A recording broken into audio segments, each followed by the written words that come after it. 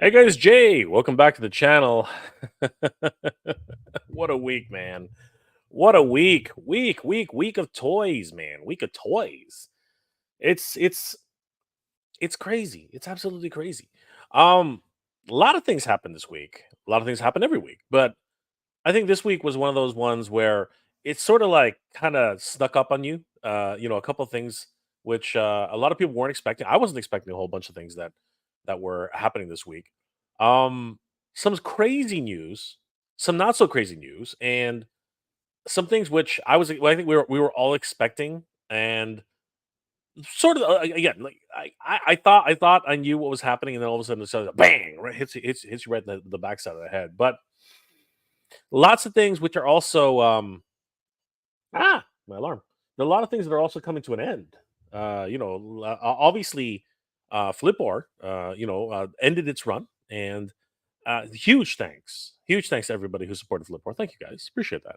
A lot of things that are happening because of that, but I think a lot of people are getting kind of tired of talking about Flip-Or. I don't know why. I don't know why anybody would get tired of that. But no, I'm serious. We have been talking about it for a month straight, so I totally get it. But other projects, a lot of other projects on the go. So, and we need to support those projects too. So I have a good friend of the channel who has been here multiple times. And of course, actually, I think we talked to him just last week. But it is approaching their last week of pledging. So, we gotta come in strong, guys. We gotta support the toy community. And this is a line that doesn't really need that so much support, but man, I would love it if we could get them up to 400,000, 400K, 460K, 480K. Because if that happens, I know it sounds like a lot of money, but it's you know what, it could happen. Because if that happens, then we get elephants, man. We get elephants, and we get rhinos, and we get tigers. Oh my, lions and tigers and bears. Oh my. Actually, we haven't seen bears. Where are the bears? Where are the bears at? I'm going to ask a question directly. So let me welcome my very good friend of the channel, guys. He's been here multiple times. You guys know what this is. My Filipino brother from another mother. It is Brick something. What's going on? Hey, what's going on, Kuya Jay? Yeah, I hope Hey, everybody's not sick of me already. look I at think this it's guy. been about Look at 2 this guy. weeks. It's about Look at 2 weeks or so since you and I last what's he talked. talking about? What's he talking? Look at this. Yeah. And well, you're saying I'm thinking that folks are kind of sick of talking about What's he talking? Flip-Or. That's kind of how I'm feeling with AWOK, because we've intentionally been doing this push across ToyTube, and I can imagine people going like, "Oh, here we go again." Poor Nolan has had to sit and listen about AWOK, I'm sure, many times. If you don't do it now, it's never gonna get done. You know what I mean? Yeah. No, That's what that's the thing. you have to talk about Yep. these things. You have to, Yeah, like, yeah, yeah. it's not gonna advertise itself. You know what I mean? And as I said, lions and tigers, and where are the bears? Where are the bears? Like, we're waiting for bears, man. Like, There's an answer for that. is there an answer for that? There is an Because answer for that. it's more like the Sahara. It's like the Sahara, or the what the hell are they called? The Amazon. You know what I mean? Like that's it. Like, but bears are in the Amazon too. Apparently, bears are everywhere. So There are all where are the sorts damn of bears? varieties of bears, except for, fun fact, I need a in wolf. California, even though we have a big, beautiful brown bear on our flag, I was about to say, yeah. sadly, too many Californians hunted the bears Oh down here. no, No bear. Yep. no, no You bear. know, tale as Yeah, old well, as time. okay, fine, but this is not California. This is Yeah, yeah, another no. planet entirely in the Yes. cosmos, right? And they have all the DNA of every animal, every piece of life, Hmm, is what the comic book says, it's the arc, from man. their planet. And if The we arc. assume that their planet is actually our Earth or something Oh, like it, little spoilers that ahead. means, Careful, none of that's in the comics, careful, Brick. but Careful. we just know that they're human looking. They're brought in. I'll just share that because that's something people need to know, because I think people are confused by some of the sort of story that's going on. But I will just say that as far as the bear, the answer to that is this. At War least the way bear. Jason's thinking I is want a that war bear. you've seen the gorilla, right? The I've the seen the gorilla. second buck of this thing. So he's thinking that buck is the one to use for bears. It'll take a different chest piece because there's that bear gorilla chest, but beyond that, the arms and everything else he's thinking could be reused. And so that's his thinking. There's no plans for a bear character immediately, but he's like, we will definitely get more use out of that buck. And that's just like Color Prime, his arms have to be longer, you know what I mean? Like a little bit. And like, but yeah, sure. I mean, again, I'm just throwing it out there. I'm just being a dick, right? No, the Bears, man. We're the Bears. Lions and tigers and bears. Oh my! I've got some memory toys bears, but I would love some animal wares of the kingdom. Oh, we need some war bears, man. War bears. That's what we need. We need some war bears. We need some war bears up here. Saturday night. Saturday morning. What the hell am I talking about? Saturday morning, everybody. Good morning. Good morning. Oh, I'm sorry. That's right. Yeah, it is morning. It's morning for you. Rick's like, what the hell is he talking about? It's not morning. It's only 9 o'clock over here. Rick's like, it's only 9 o'clock. It is you get to go you get to sleep so late. I sleep even later than that. But yeah, 12 a.m. here in Canada, in Toronto, Canada, 9 a.m. It is 12 a.m. It is 9 p.m. over in California. So those bears are sleeping soundly in their grave. Anyway, that was a bad one. Lots of things to talk about tonight. So many things, including AWOK. We're going to talk about AWOK for sure. Let's say hi to the chat while we're here, though. Break. Let's see who's in the chat. Extendar, man. Extendar, you're coming soon, man. Apparently, there have been leaks. There have been confirmations. Like some people, Mr. Home Arcade has picked up Extendar. So good to see you, Extendar. Christopher Vos. Congratulations at Extendar. Extendar was first, and he is extending himself. Oh, anyway. Ashman55, what's going on, dude? How you doing tonight? Did Walmart have the same sales in Canada that we had? Dude, we don't get sales up here. What country do you think I'm from? We don't get no sales up here, bro. We get nothing. We get taxes. We get taxes. That's what we get up here in Canada. Taxes. Lord Hoagie. 5th, nice. I love it. You're actually 6th, but okay. Because Extendar won twice. Christopher Vos, Walmart Canada is so hit and miss. You telling me? Many stores don't sell GI Joe that aren't carrying Marvel Legends right now. Absolutely, Christopher. You know it. Psycho Hot, what's going on, bro? How you doing tonight? Andrew Davis, no more, please. I can't take it no more. What? No. What? You can't take it anymore. You can't take it anymore. Actually, Andrew Davis has been a huge supporter of Flip-Or, so he's stretched thin, man. He's stretched thin. But thank you, Andrew. Always good to see Andrew in the house. Christopher Vols, again, I visited 9 different Walmarts bi-weekly for work. And each and every one, I check out the toy aisle. It saddens me to think how infrequently they restock, brother. That looks like if you are talking about Canada, I'm thinking you're in Vancouver. It looks like it. So yeah, brother, it's crazy. It's just absolutely crazy. RC is in the house. What's going on, my friend? Extendor again. Did not see the Turtles remastered coming. We're gonna talk about that in a little bit. Remastered is a term left for certain people. We're gonna talk about that. We're definitely gonna talk about that. Timbo and Limbo, what's going on, my friend? How you doing tonight?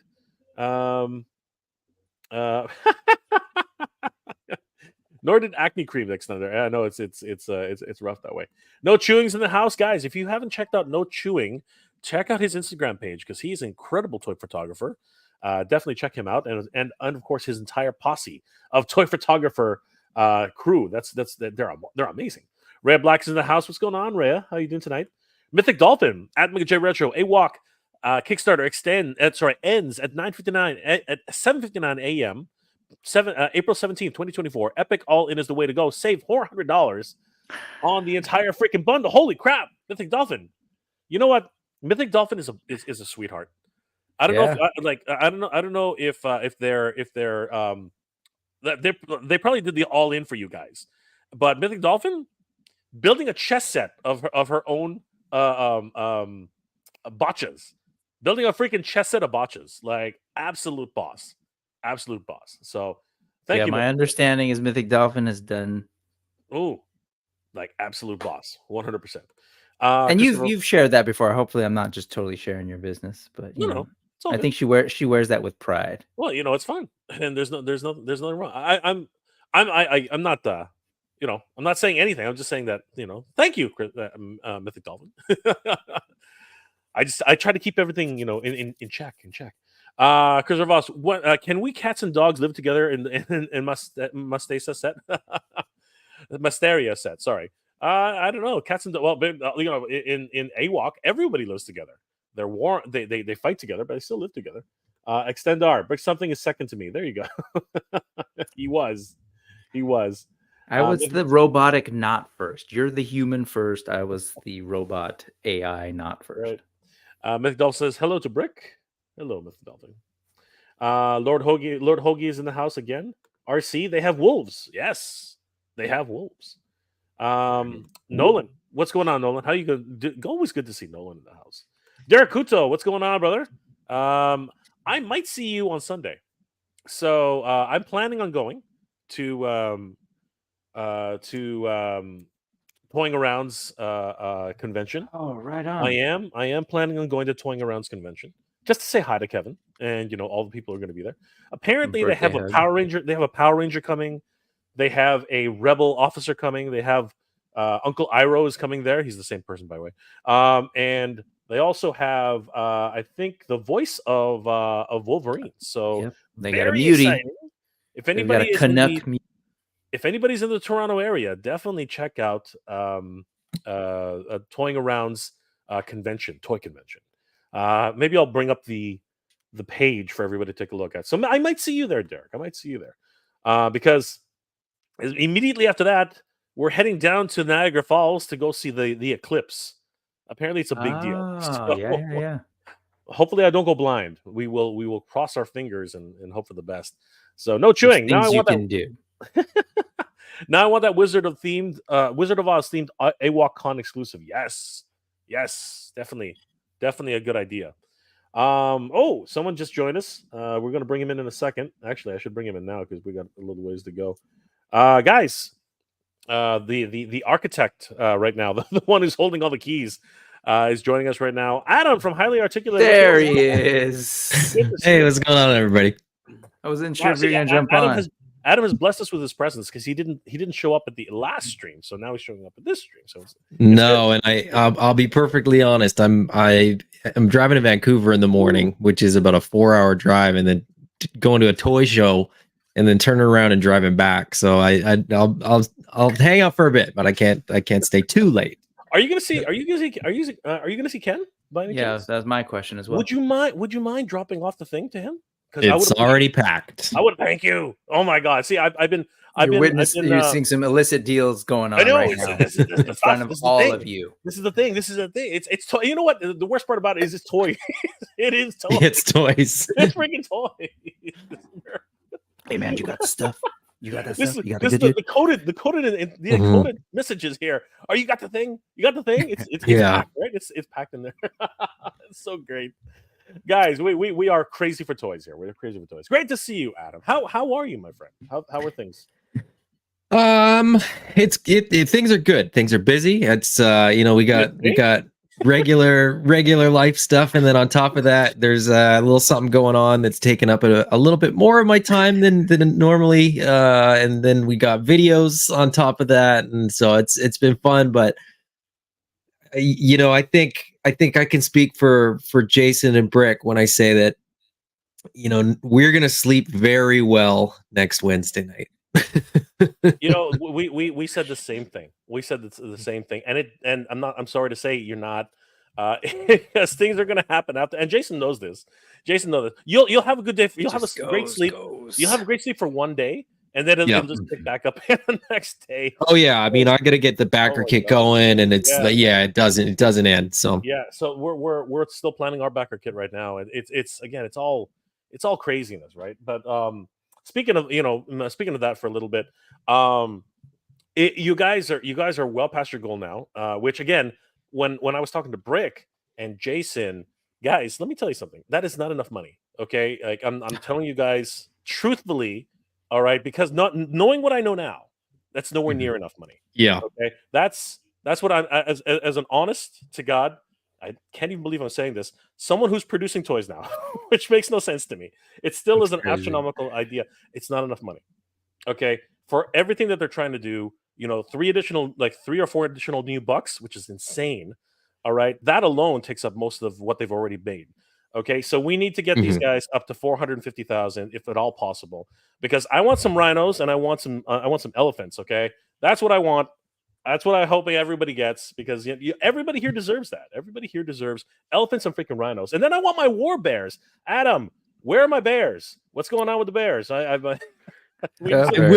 I will tell you this much: the bear is definitely sort of something that's in play. I mean, I've said this before on a couple other streams. Like every time we do a new buck, we're kind of constantly thinking, okay, what other species would work with this buck? And you know, that's you see parts reuse, you see buck reuse in all toy lines. It's especially important when you have you know, the scale variety that Animal Warriors of the Kingdom does, where, you know, it's one thing to have, you know, it's one thing to be Marvel Legends and have the Vulcan buck and use that 80 times because you're just painting spandex costumes onto to basically a just male athletic buck. But when you're talking about different species that have different textures and different heights and widths and all that kind of stuff, it becomes increasingly more complicated, and you really do have to kind of look at what you are planning to do a lot further ahead. I will say this: we're still trying to figure out what else to do with the elephant. I mean, you may get more elephants sooner rather than later, because we're gonna have to reuse that buck, and it probably will just be more elephants.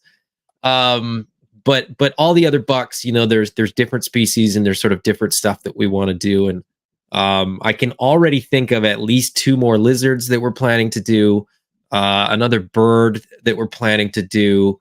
2 more things on the brawler buck, a whole bunch of stuff on the speedster buck and the female buck.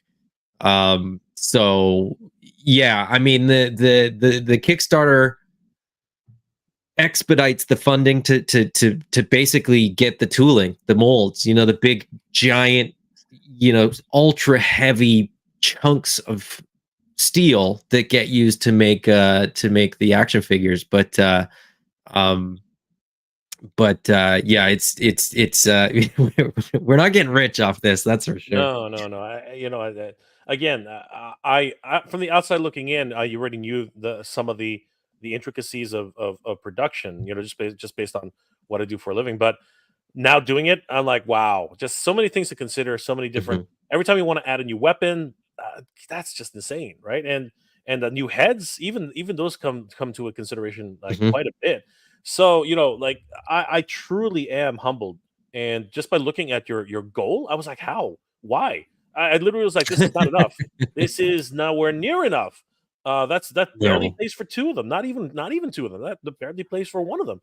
So, you know, for me, guys, like everybody listening, we need to get these guys over 300, over 400, you know, $1,000, because honestly, let's go. They need it. They need it, whatever they can get right now. So definitely head over. As a matter of fact, we might as well just share where we are right now, because very exciting campaign, bar none. So let's just share the screen and take a look at where we're sitting at this point, because I got to tell you guys, I'm super excited. Look at this. 233,737 of 600 off of dollars in pledges. All right. And on 638 backers. That's incredible. 638 backers were able to raise $233,000+. That's crazy. That is crazy. We are double that, and we raised about $200,000. So it is incredible, the support from the community that's happening. Thank you, guys. This is incredible. But we need more. I hate to say it this way. We need more money, because honestly, that is not enough. That is absolutely not enough. Like, knowing what I know, I'm being very truthful about this. 11 days to go, and a lot of options, options to take into this. But first of all, I do want to say congratulations, you guys. Like, incredible. You know, doubling and actually, you know, and the bit. I think it's 133. I mean, you just have to do the number there. 133%. 233% funded. No, am I correct? It's 133%. No, it is 230. 233%. 233% Figure it's 100. overfunding. But we need to get that up to 400%. Guys, let's help these guys get there, because this is one that really deserves it. I mean, look at what is possible here. This is the dream, right? This is where we need to get to. I mean, freaking elephants, man. Freaking elephants, man. You know, you say this one really deserves it, and of course everybody does. All these folks with creative ideas, like, you know, they come with great ideas. You want to support them, but just to bounce off that idea, when you look at what AWOK is like offering here, what Spiro's offering to extend this line in essentially one fell swoop, right? Knowing that it's going to be spread across a couple waves, but in one campaign, you're unlocking, if all goes to plan, 7 new body types in a line, extending it to 9 body types because there are already the 2, right? And we were talking earlier, Adam, about that bear a little bit more, and I was just sort of sharing, like Jason's thoughts on like using that Thane buck again, right? So, so there's like parts all out there, and like in terms of this campaign deserving it, like it's noteworthy given what Spiro's trying to do with this campaign, right? What the money's going to good use to basically make more toys, make more variety, get things on your shelf that before this campaign a lot of people couldn't even imagine was coming potentially in like 1 year, a little over a year. So I agree with you. It's well worth it because just, man, and it deserves it because these figures are great. I love the way these figures are, not just the way they look, but the way they move, the way they pose. But the fact that Jason in particular is going for broke with this thing, and just, you know, look at that. That line is wild. And as Adam's pointed out, like, these are not the only things that are sort of in the works, and it's pretty amazing stuff. And we can see it all faster if we do some backing. And I also want to just raise the point of, like you were saying, 638. It's a trip to me to think about like who's backing, and these are definitely folks who like also deeply appreciate these lines. These are folks who are making some, you know, if you do the math, you'll realize, and you'll realize those are people making big pledges for a lot of figures right now. Just awesome, right? So we keep going to that epic all in, and there's a reason, because it's a damn good deal. If we unlock everything, and if folks do that, I think Mythic Dolphin's pointing out, we just need 261 more epic all-ins to unlock Mamba. But if we do that, and we go a little bit further, you know, you're basically going to get a little over $400, about $420 something worth of free figures. I just want people to wrap their heads around that. Like, if you do the epic all in, there's a price breakdown, and we can share that a little later. But like, that's the kind of thing that's happening, and I think people are catching on. I mean, based on just like who's backing. That said, we'd love it if you bought back for 1, 2, 3. We just ask that you do it early, soon, so that we can push that needle a little further and get closer to these unlocking all these beasts.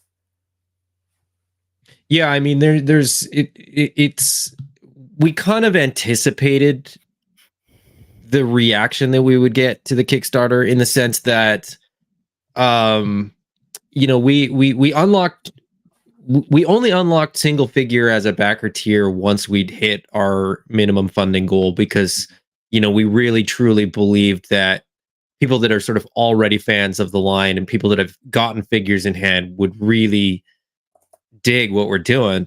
And they did. You know, they came through. I'm looking at the numbers now, and like single figure backers, there's 103 people that back that tier. By contrast, the epic all-in currently has 97 backers. So there's a difference of 11 between sort of the lowest tier and the full epic all-in tier.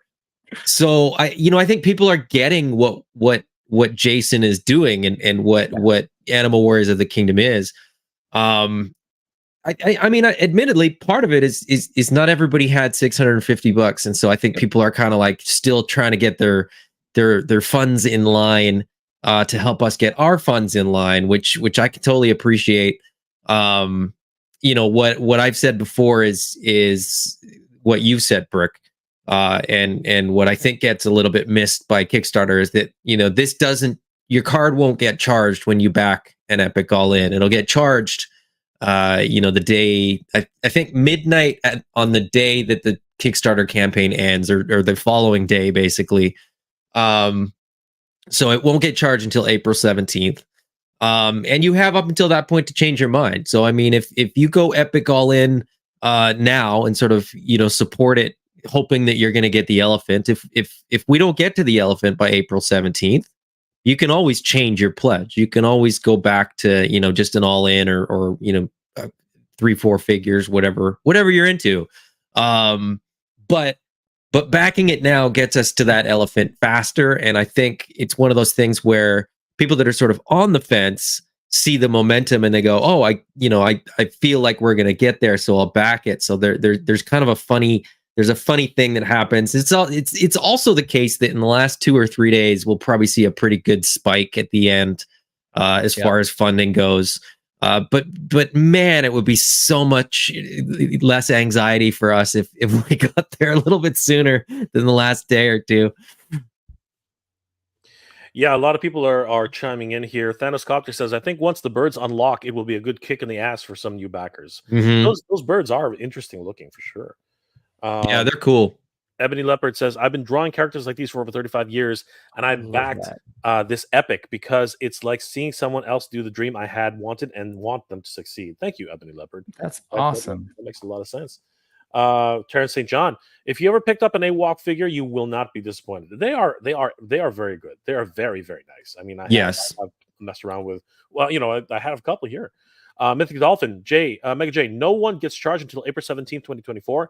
Back the Epic All In now to help unlock all the stuff. Thank you, Mythic Dolphin. Again, I was telling Brick earlier, Mythic Dolphin is a sweetheart. She is like, I don't know if you've seen her order. I'm telling you, man, she is an absolute sweetheart. I've met Tiffany. We met Tiffany at Legion's Con. She's awesome. She's great. Yeah, she's incredible. Absolutely incredible. I wasn't gonna say Tiffany, but okay, yeah, sure. We met Tiffany. Thanos Copter. I went Epic All In and would do 2 if I could afford to call 2 because there's gonna be all those extra hands. Wonderful. That's crazy. Going back a little bit. Let's actually, I'm gonna mark. Stop it. Andrew Davis. Brick got me looking at Epic All Ins. Everybody's thinking about it now. Timbo from Limbo. As long as you make sure that there's not a Care Bear variant. Very funny. William Randall. Hi, Jay. Got my Cyclone today. He's great. I love it. I can't wait. Mine is at the border. I'm gonna have to figure out how to get him across. Thanos Copter. Sorry, you put that thought in my head now, Jay. I'm looking at Hannibal dead center with like Strongheart. I think that'd be rad. Yeah, that's true. That. Oh, he'd be great. Charging into battle. Yeah, it was so much fun. Mythic Dolphin again. Epic All In is the way to go for AWOK Kickstarter. I backed the Epic All In day 1. Of course you did, Tiffany. You're freaking amazing. And I added the Epic All In as an add-on. Jesus Christ. Holy cow. It doesn't surprise me. It does not surprise me. I know without the alternate heads, I want 2 of each. Epic All In saves $400 freaking dollars. You know what? I salute you at Mythic Dolphin. You are incredible. You know what? It's not like reflected on the campaign page. It is reflected in the dollar amount, but it's not reflected on the campaign page. You can see how many backers have backed reward tiers, but you don't see who's backed which add-ons. Yep. We've got 97 Epic All-Ins. I think there's like 15 Epic All-Ins added as add-ons. Yeah. So people that kind of went Epic All-In, 15 of them have gone and gotten a second Epic All-In. Yeah, it's crazy. But you're saving so much money, you might as well. You are, yeah. You might as well. Real quick, sorry, but there was a question there about the Flip-Or AWOK crossover. I think that's a crossover. All those people are buying those because then they're going to go and flip. They're going to flip them, yeah. The figures. I got to think about that, by the way. Where was that? What time stamp was that, guys? Sorry, I'm forgetting to do that. See, you guys, you actually know how to use StreamYard. You know, I don't use the starred feature at all. That's okay. Do you have the time? I'll find it here. All right. Let's see here. Speaking moistly, need some AWOK moose and bear. Ooh, moose and beavers. Moose and freaking beavers, man. Beavers would be crazy. Beaver. I mean, I see like in the comic, isn't there like a pendulum or something like that? Like I thought I saw some armored. There's lots of other animals, and that's, you know, we've talked about it a little bit, and you know, people keep asking, when are we going to get this species or that species, and the answer that we've given, that maybe they just don't like, so they just keep asking. But the answer is, you know, if the species appears in the comic book, it's kind of fair game as far as figures go. But we're not typically kind of looking to do a species and then shoehorn it into the comic. That's just not the way that Jason sort of envisioned the line. So that isn't to say that, you know, if we don't have a great idea or somebody, you know, doesn't absolutely sell Jason on the idea of a particular species, that species couldn't show up in the comic book. It just has to get worked in a kind of organic way.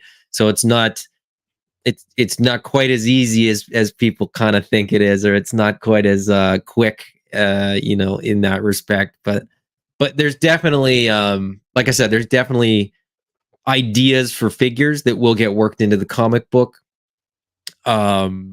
Because, you know, I don't know that this IP is the same as, you know, something like Masters of the Universe. We can't do a Pale in every wave of figures. We can't do a Kali in every wave of figures. So we do have to keep doing more species, and more cool stuff just to keep people interested. I mean, there's going to be another Pale in wave 4, but Pale and Atreyu are the first characters to get sort of redone. And as far as them getting redone, it makes sense because comic book, they're in the comic book in that deco. So it made sense. And that was sort of a pretty epic part of issue 2 and into issue 3. So stay tuned to the comic book and keep campaigning for, you know, the species or the character or whatever that you want, because it will do good. It will do good to sort of keep asking for things. 100%. But I just want to, like Thanos straight up says, and he's got it, just support the line and more animals will keep showing up. Yep. You got to keep giving me those time codes. It's yeah, 9:35. 9:35. Well, we're practically there. Clint Jorgensen, could there be a Flip-Or / AWOK crossover? We just talked about that, and again, I'm gonna highlight a few things about that. That's gonna be crazy. Mega Man Blade, Jay, having a hard time picking and choosing my pre-orders lately. I know it's tough, right? It is just tough. Pre-order the Legends of Dragonor Horidam figure and accessories pack. I'm weak. You know what, brother? It's crazy. Because you know what? What's that? We're getting a lot of guys like Ewan O'Donoghue. He just I think it was he just posted pictures. Actually, I think it went up for pre-order. Tigra from Fire and Ice. Yeah. I have a funny feeling that is going to become a lot of people's Princess Leia. I can see that becoming Princess Leia, Slave Leia pretty quickly. You know, with a bunch of customizers, I can see it happening fast. So yeah, I think a lot of people are one of the. My only thing about, just like everybody else, she's got the smallest feet. I don't know how she's standing. It's some sort of magic they did wrong. Like, she should fall over every single time. She's got tiny feet. MKF30. Hi there. Always fun watching your videos and streams. Thank you, my friend. Are you excited the new TMNT Transformer figure that they have coming out? I forget when though. So I got, you know, we can take a look at that. I got some comments about that because the Heat Boys TMNT Transformer is pretty damn cool. I know it's 6 times the cost, but I mean, like, it's pretty damn cool. But yeah, that's Adam's jam. He's into those Heat Boys. Yeah, those Heat Boys Mecha Turtles are so cool. They are amazing, and they have a transforming turtle van. That's it's coming soon. So yeah, we'll definitely circle back to that, my friend. Derek, what time will I be there? I will probably be there closer to 10, I would imagine, maybe 11. Because I only have a few hours because I gotta head to what's it called, St. Catharines afterwards to head, and then the next day we're going to go to Niagara to see the eclipse. Hopefully I don't go blind. We'll see what happens. So yeah, Derek, in and around 11 o'clock. You're not doing it right, man. if I'm looking at it wrong, it's going to be bad. But I from what I understand, it's going to go pitch black for like 3 minutes or something like that, or 30 seconds or whatever. It's going to be cool. The last time I saw an eclipse was in grade school. It was like grade 6 or 7. It was like 45 years ago. Yes, I am that old, guys. Yes, I am. Frankie So if you Rivera. were blind this time and you didn't go blind when you were a child, you were that much I was too less scared. intelligent. I was so chicken shit back then. I was like, the moon. I was looking at the moon. I'm like, it didn't even get anywhere close to actually being, an eclipse. Like it was kind of like went halfway, and it wasn't like because we were in the wrong side of the earth, right? That's that's what happened there. I see Brick is sharing something, but let's get through. No. It's just getting it in the ready whenever you're you're getting ready. it ready. Okay. No problems. Let's just go through everybody here. Gwildor's in the house. What's going on, Gwildor? How are you doing tonight? Gwildor, good to see you, Gwildor. Christopher Voss, 8-hour trip, Adam. Try working an 8-hour day, driving from Portland for a basketball game, and then back to Vancouver. Whoa, holy crap! That's dedication right there. Must be hockey season. Chad Stewart, what about some Wolverines? There's an interesting idea. I don't think they'd be like the Wolverine you're thinking of, though. I don't think they'd be like that at all. They'd be more like, there it is, honey badgers. Yeah, wonder if honey badgers don't give an F. Honey badgers do not give 2 Fs. It's crazy. Let's see here. Mythic Dolphin again. Mega J. AWOK needs 261 more all-in pledges to unlock Mamba. No sleep till Mamba, everybody. Hashtag no sleep till Mamba. That's the reason why we need to keep We need to keep pushing. We need to keep pushing. Everybody needs to know. Everybody needs to know. Clint, is the Brick the only YouTuber that stands up during his work? We need to get him a treadmill desk. He's on a treadmill. He's never stopped. He keeps walking. The rest of us are sedentary idiots. But Extendar, don't forget to hit that like. Thank you, my friend. Thank you. Please hit that like button, guys. This is a lot of fun. Clint again. Probably the kangaroo would push you guys over 300K. It would also cost. We need some of those Joeys, man. We need some of those Joeys. Terrence A. John, proud to be an Epic All-In supporter. Such a great deal. Thank you, Terrace. Let's get Mamba. Yes, let's get Mamba. Yeah. Sudeba. Sude Huba. My apologies, my friend. Chill. We will chill, my friend. Thank you for the $2 super sticker. I apologize for screwing your name up because I know I did. Great to see you guys. Thank you so much. Everybody here is epic in their own way, of course. Terrence, this Kickstarter is so much better than most. Sometimes you have to back a figure and more stuff to unlock. All you get is the original figure offered. Here you go, epics, and the value just grows. Yep, absolutely. By design. Ebony Leopard, if you have Epic All In, when you can do additional figures, because now some have alt heads. I need Troops Espresso 2 Jessies. Holy crap! You can do that at the same time. Yeah, I think that with the add-ons. So if you did the Epic All In and you want to add on to that, you have 2 options. The one that helps the Kickstarter get to Mamba is go into Kickstarter, and then the top. I'm trying to think of it in my head, but I can just look at my screen right next to me, which has Kickstarter on it. If you look in the top right-hand corner, there's a blue button that says Manage Your Pledge. You click that. You click the reward tier that you want, and then you can add all the add-ins, and you can adjust that as many times as you like. Just make sure that you save that change, because we have had instances in the past where people basically change their pledge but just cancel it. Like they don't realize that they've sort of not locked in their pledge. But you will also have the option during the backer kit period. So once the Kickstarter is done, we will be running a backer kit, so you can always add stuff in there as well. Yeah. And to be clear, that Manage Your Pledge button won't appear until you've actually backed the Kickstarter. Yeah. Whoa, what the heck happened there? Stop. Okay, so that actually became such a problem that I actually ended up making a whole tutorial on how to properly add. And so what we might as well just go through this right now. So don't do that. All right, so as you can see here, what you can do is after you back the project, which I go through the whole backing project thing, But right here, where are we? Yeah, here. So when you come back onto the Kickstarter, there's a button that you can see right here. It says Manage Your Pledge, right? After you click on that, you can come back. It basically gets you back to this section here. And what you want to do is you want to click on Change Your Pledge, right? And once you click on Change Your Pledge, it'll send you back to a page which looks like this. Come on. And here's the key. This is important. As you can see here, it says your selection right now. That doesn't stick around after you change your pledge. It's actually really stupid. So even though you have your selection, right, you have to make sure that you don't deselect that.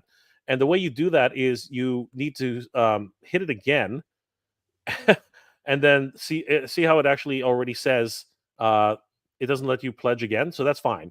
That's good, because the default is to not actually have that. As you can see, actually, you can see it right here. If you look right here, come on. Here we go.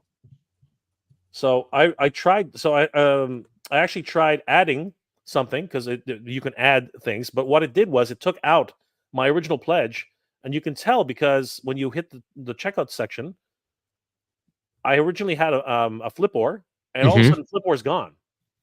Right? You can see that, right? Flip-Or's actually gone. Right? It only changed it. It literally changed it to Botcha. Right? So I went from, see, it says previous total. That's what's really tricky about this. It actually talks to you about a previous total, but then your new total. So if you confirm the changes now, I've lost my original pledge. All right. So that's where things get really tricky. So the right way to do it, unfortunately, is to come back in, select your original pledge first, re-add that in, and then add another add-on, and then you'll see this, which is more like $10 plus $49 equals $59. It's really strange. Like the Kickstarter is not very intuitive. It's a weird system. It is a very weird system. I'm gonna put this in the chat for anybody who needs it, because that's great you did that. Yeah, we got we were looking at that. Adam was looking at that, and it was like, oh, now you see all my credit card information. So yeah, but I was smart about that. I deleted all that before I made as I was making the video. So we leave it to the smarter guys to take care. They should also hide your credit for it. I don't know why they do that. They should they should blur that all out. I think they're assuming you're probably not going to do a public video of it. That's probably why. We are a thing. That's the problem, right? So anyway, yeah. So guys, the link is in the chat if you guys want to take a look. Because it's happened to us way too many times. Like we keep getting people, oh, I lost my flipper fingers because it removed everything from my cart. We're like, oh shit. Yeah. So it got so bad. I ended up just making a tutorial. So yeah, guys, use that tutorial. Figure it out ahead of time. Thanoscopter, just support the line and more animals will keep showing up. Yeah, but never stop asking. Never stop asking. It's a very important thing. 946 for Cowboy Collector. What did bring that one up. What did Cowboy say at 946? He said something. Flipbot canceled your flipper. What? Where He's talking about in your video. You backed the Flipbot, and that it's true. It's true. The damn thing canceled my flipper, and I had to go back in and redo it again. It's true. It's absolutely true. Thank you for that, brother. I really appreciate it. Neil Hunter Hyde is in the house. Brick, shocking that I'd be watching a WDI video, huh? Walt Disney Imagineering, some good stuff happening there. I forget if I upgraded my Flip-Or order or not, but I know I'm getting Flip-Or, which is exciting. Thank you, Neil. What I will say, because this is important for some people, you don't lose your backer number if you manage your pledge. So if you're backer number 1, Scott Baker, you can still add to your pledge, and you'll still remain number 1. That's something which we've had to remind everybody on. Again, the Kickstarter is weird. Yeah, you never lose your place. You will never lose your place, and it actually time codes your order date. So there's another wonderful thing. So if for example, like us, we had the Flipper Finger special, right? Everybody keeps asking us, "Did I lose my pledge? Did I lose my pledge?" No. If you were to update it 6, 7, 8, 9 times, it doesn't matter. It will always keep the date and the time.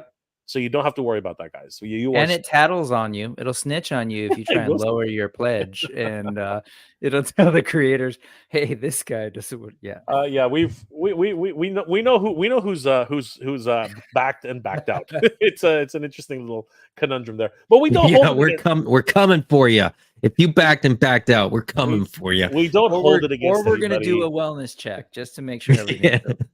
We don't hold it against anybody. It's fine. No, Mike of is- course not. But Mike is in the house. Tidarian Hanger, what's going on, brother? These look great, but sadly, I cannot do a 91st toy line. yeah, yeah. Mike is one of those ones who we will let slide because he is just into everything. Good old Mike. Guys, definitely check out Tidarian Hanger if you haven't already. Wonderful channel. Let's see here. Hal Jordan, what's going on, my friend? What's up, Toy Fan? Good to see you, Hal. Justin Mohan, I already got Snake Man. I'm so happy. Excellent. Nice. Good to see you, brother. Christopher Voss, Tidarian Hanger. They invade our spaces when we buy shelves. They simulate our entire walls, and we call back. Not again. The line must be drawn here. 91 lines, no further. Excellent lines from Captain Jean-Luc Picard. Awesome stuff, my friend. Excellent. Let's see here. Oh, here's a good one. Ebony Leopard. If you have epic all-ins, when can you do additional individual figures? Because now I have some alt heads. Oh no, I read that one already. We did Yeah, that no. one. Again, you can use that video which I just tagged in the chat, Ebony Leopard, and you should be fine. And Yeah, again, that was super if helpful. it gets removed, just re-add it back. It's fine. Everything. Mhm. You have a timestamp and you have a backer number.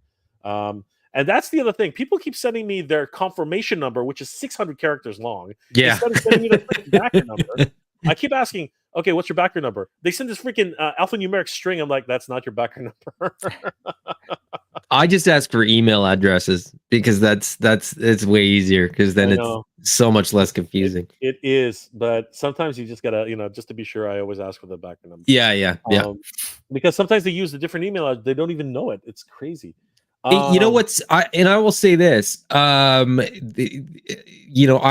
obviously involved with the Animal Warriors of the Kingdom Kickstarter and backer kit, but I've been involved in a couple others in some sort of consulting and stuff.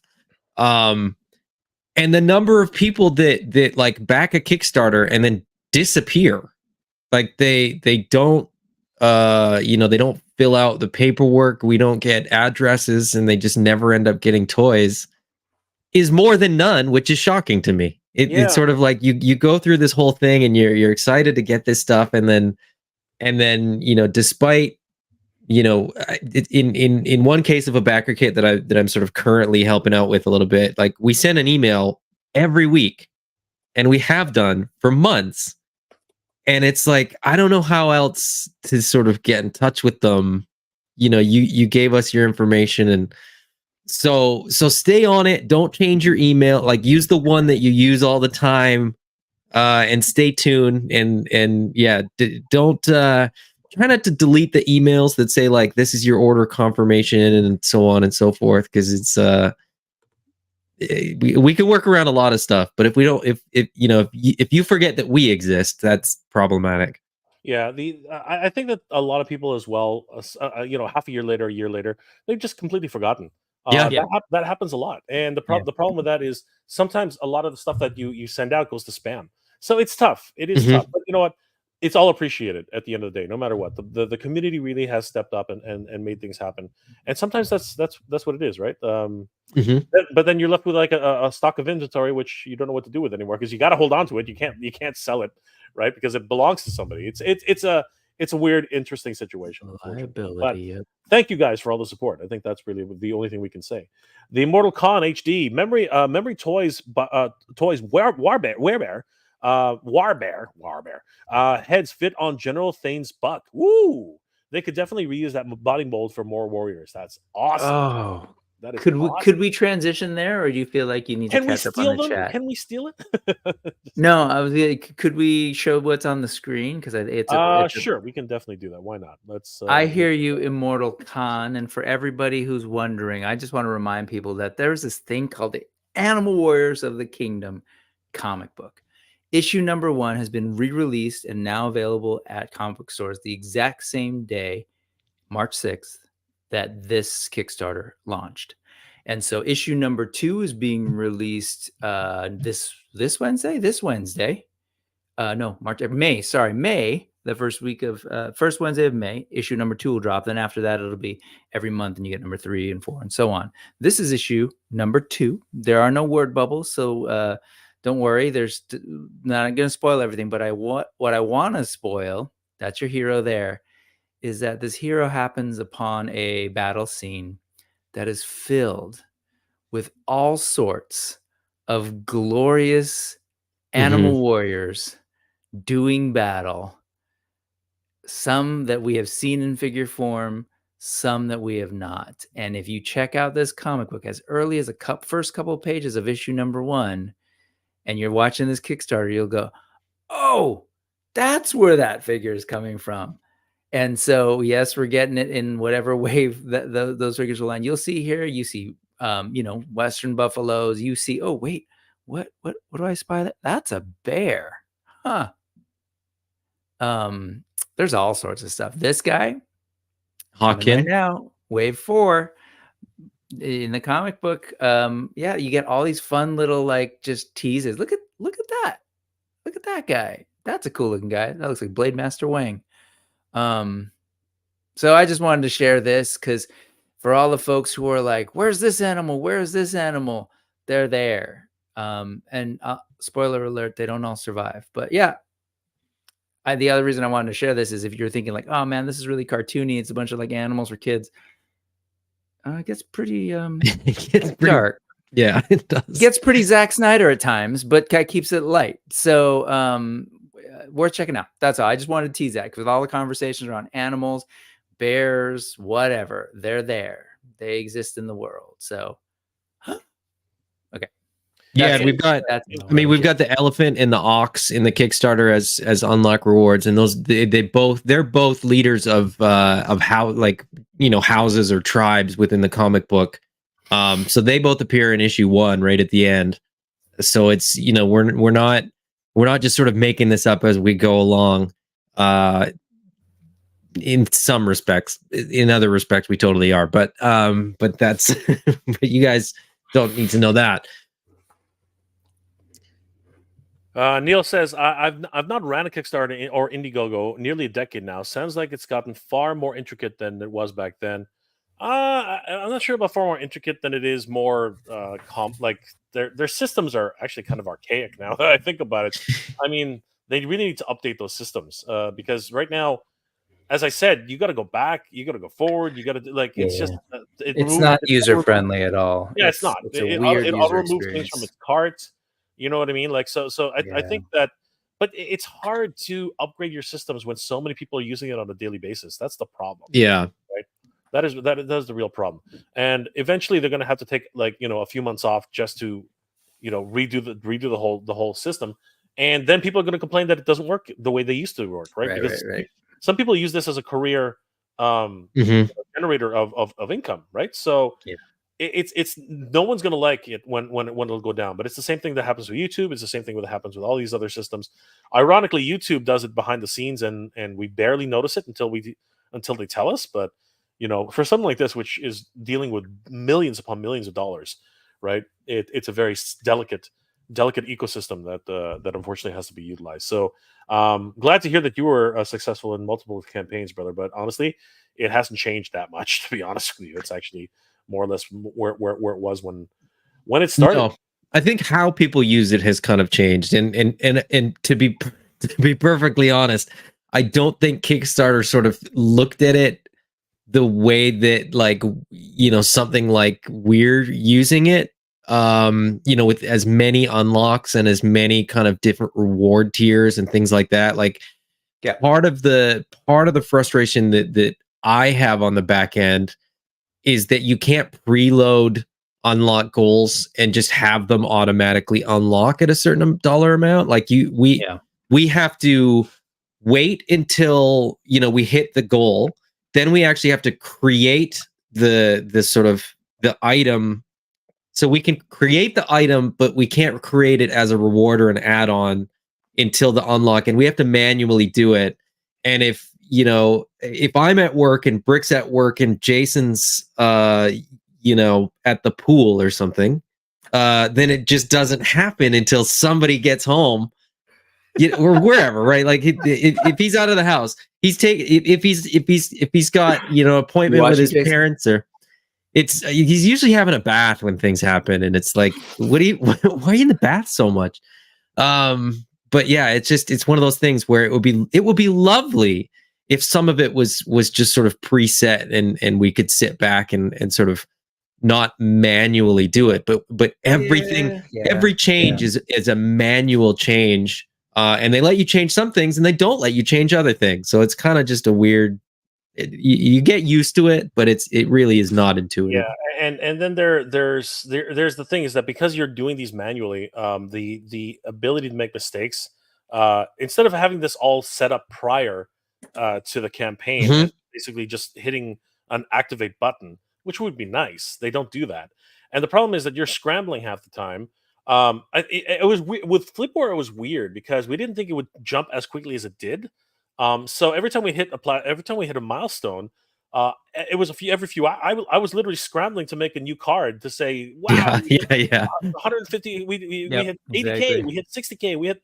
You know, it was crazy because I was like, God, I was like jumping every few hours, and it was absolutely nuts. And then it started to slow down, thankfully, and it was like 150K, 160K.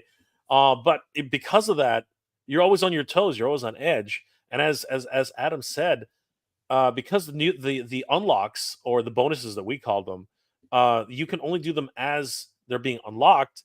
The ability to make errors happens a lot, and like we actually have a standing error right now which we cannot fix. It says delivery date in May. That's not happening. We're not delivering anything in May. All right, you heard it here first. Our target date is December. But because that was actually situated all the way back, and none of us, like, we all sort of missed it, right? As soon as it goes live and somebody buys it, it's over. That's what it says, and we've been transparent with everybody, saying no, that's not happening. We can't deliver that. That's impossible, right? But people they're not going to hold you to it. But when it comes down to that, and then what happens is sometimes you replicate one and you forget that one line is not supposed to be there, and you have to take it out. Yeah. Right. Yeah. So luckily for us, Kickstarter support has been very good with that. You tell them, yeah, I fucked up here, and could you change it, please? It takes them about a day or two, but they do get it done. So yeah. It could, everything could be better. I wish it was, but you have to work with the system the way it is. It's crazy. Frankie Rivera, I just paid for my Flip-Or pledge. Didn't even know it needed fixing. Yeah. So there's the other problem. And this is actually a well-known issue. And it's nobody's fault. Basically, sometimes, especially when you get charged right at the end of the campaign, sometimes people have forgotten by that time, and rent comes out. Sometimes all these automatic payments come out, and all of a sudden you're short. Right? It happens all the time. Okay, it happens all the time. So all of a sudden, in our case, a couple of hundred people, were the error flags started popping up. So this is something we didn't realize. You have to tell people. You have to tell people. You have to contact them and say, hey, this is something happening, right? So Hatter's been making videos. I've been sending out messages, thank you messages, but at the same time updates and saying, hey guys, please check your bank account or whatever, or check your pledge, because you might not have been charged yet, and actually you only have 6 days before they stop asking, and then I've been getting messages from other people saying, oh my god, my bank hasn't done anything, like I hope I don't lose my Flip-Or. And it's really, at that point, it's kind of like we're scrambling to figure it out. So if you guys, if anybody out there like Frankie here, who obviously didn't realize it, right? He just paid for it now, and thank you, Frankie. Huge supporter of the campaign. But again, if he didn't realize that in 3 days, it would have canceled his order. So a lot of things to consider on that end. So yeah, things are always moving. It's Renders. What's going on, Renders FX guys? It's Renders FX himself. Need more elephant warriors in my life. Let's unlock Mamba. Yes. The sculpt master himself has decreed that we need to unlock the Mamba. So let's get it done, guys. Let's get it done. Toy Connections. No sleep till Mamba. No sleep till Mamba. Ken, 100%. Ken is again always on top of these things. Mythic Dolphin. Christopher Voss. When Kickstarter ends, credit cards are charged in about a week. 10 days after Kickstarter ends, all backers whose Kickstarter's pledge is collected gets a specific email to their backer kit survey to select items. Excellent. Mm-hmm. Thank you, Mythic Dolphin. That is exactly how everything works, and we're working towards that on our backer kit right now. Hopefully, we'll get that done pretty soon. Yeah, lot of great comments. Immortal Khan. Also, just putting that out to the universe. Mega figure animals. Ha ha ha. Big Rhino that 4 of the regular sized buck characters like Pale could ride on. I don't think other animals want to be ridden on in this universe. I don't know if that's a thing. No, in the universe there are sort of creatures that are mounts and things like that. But they're not. I mean, without spoiling too much, the animals that you recognize are effectively on an alien planet. So the animals on that planet are, from that planet. They're not, they ride an animal. The apes ride an animal that kind of looks like a horse, but it's not a horse, if that makes sense. And so there's other animals and things in the world, but it's a human being. yeah. The apes ride humans. It is a human. Yeah, what a nightmare. Yeah, no, it can be. I mean, again, it's not a perfect system, but it works. I guess that's the easiest thing to say. Yeah, and that's you work with what you have, and I think what Kickstarter has effectively done is made it simple enough, but adaptable enough that you can kind of do whatever you want within Kickstarter. That doesn't mean that it's easy. You do have to kind of figure out workarounds, and you do have to manually do it sort of in the moment, but they do make it possible to do most things that people would presumably want to do. Absolutely. Mythic Dolphin. The figures are 6 to 7 inch scale depending on the buck. Mamba is 10.5 inches in tall and 6.5 inches wide. Another great thing about Mythic Dolphin, which again, total sweetheart, that Mythic Dolphin answers all the freaking questions anybody asks on the freaking Kickstarter. Like every update question or comment that's ever been asked on Kickstarter for us, they're answering the question. Like I'm shocked. Like I don't have to answer half the questions because Mythic Dolphin's already answered half of them. I'm like, you're awesome. Thank you for that. Really, so it really helps. Alleviate that for a lot of people. The Immortal Khan, nice. Got that raw 10 Rhino from McFarlane. He's not an animal per se, but my artwork figs hang off of him. Nice. That is awesome. Let's switch gears a little bit, guys. We'll circle back to AWOK, of course. But I wanted to talk about another anthropomorphic set of figures, if we can. Let's see here. Our good friends over at Toy Habits, they covered in their article, guys, if you haven't already, definitely check out toyhabits.com. Wonderful news resource for toy news all year round. Give them a like and a follow. Tell them that we sent you. The classic 1988 Turtles are remastered and returning with new deco and articulation.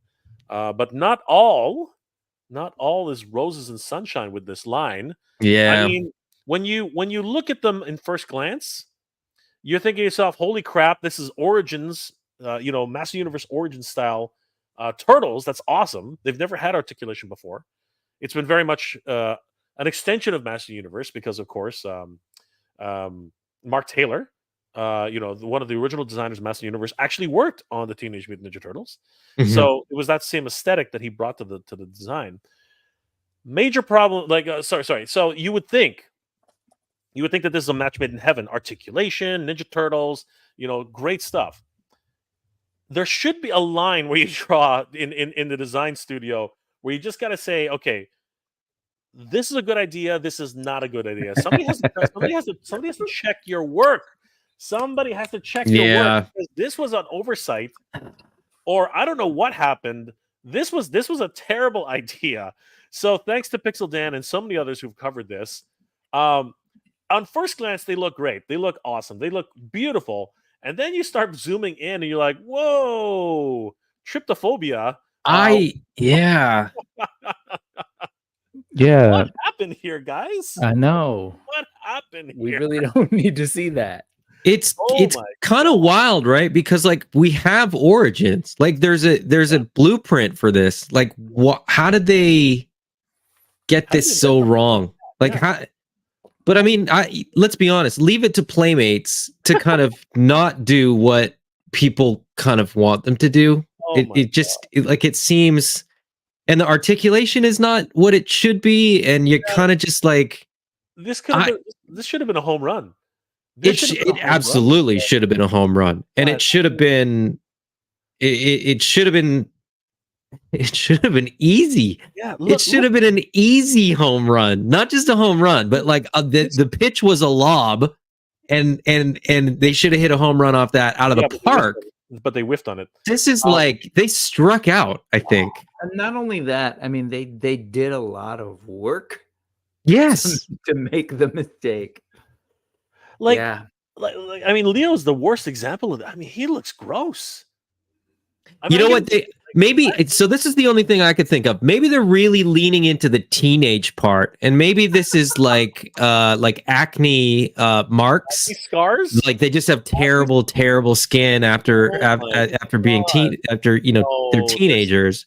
If that's the case, if it's a modern teenager, they'd have I don't stars know and what stuff. I happened don't know here. if you guys have seen that. But This that's is a the thing. complete fail. This is just like But seriously. that's not what a turtle's skin looks like. Like, No. where do they come up with this? It doesn't make sense, and it makes me so sad.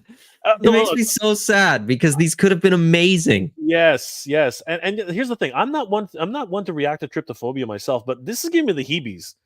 Like people like Yeah, people I should don't. not- I don't want these. to like grab it and kind of pinch it and see what comes out. Oh That's Jesus! what I want to do. This like people are not going to want this. Like I can't believe it's gone through all the stages of production, design, and like they're ready to go. These things are actually in production right now. Yeah, it's an odd There's no choice. going back on these. Like And they're still pinned too. Like that's the other thing is like I feel like they don't need to have pins because it's a single jointed elbow still. Like it's not a really complicated build, and presumably you're using the same buck for all four of the turtles. So you're automatically getting reuse, and you don't need a pin because you're using the whole arm every time. Like I just don't understand some of the things that they did and didn't do. Or why. And I think somebody pointed out too that like Leo and Donnie's heads are swapped from the vintage ones or something. Like in terms of the mouths. yeah. I mean, I know where you're coming from. It's hard to tell, but that's possible. It could be that this is Leonardo's head. Oh, wait. I was like, where are my vintage turtles? They're right here in the turtle van. Yeah. And I'm pretty sure there's two of them where the heads are just wrong. They had really so many different Yeah, heads. yeah, from the yeah. vintage. Yeah, So like that Donatello has Leo's head, right? Jeez, really? And then Donatello is Leo's head. Yeah. So they've gotten Based on the mouth, yeah. like this is the company that made Ninja Turtles getting Ninja Turtles wrong. It doesn't make any sense.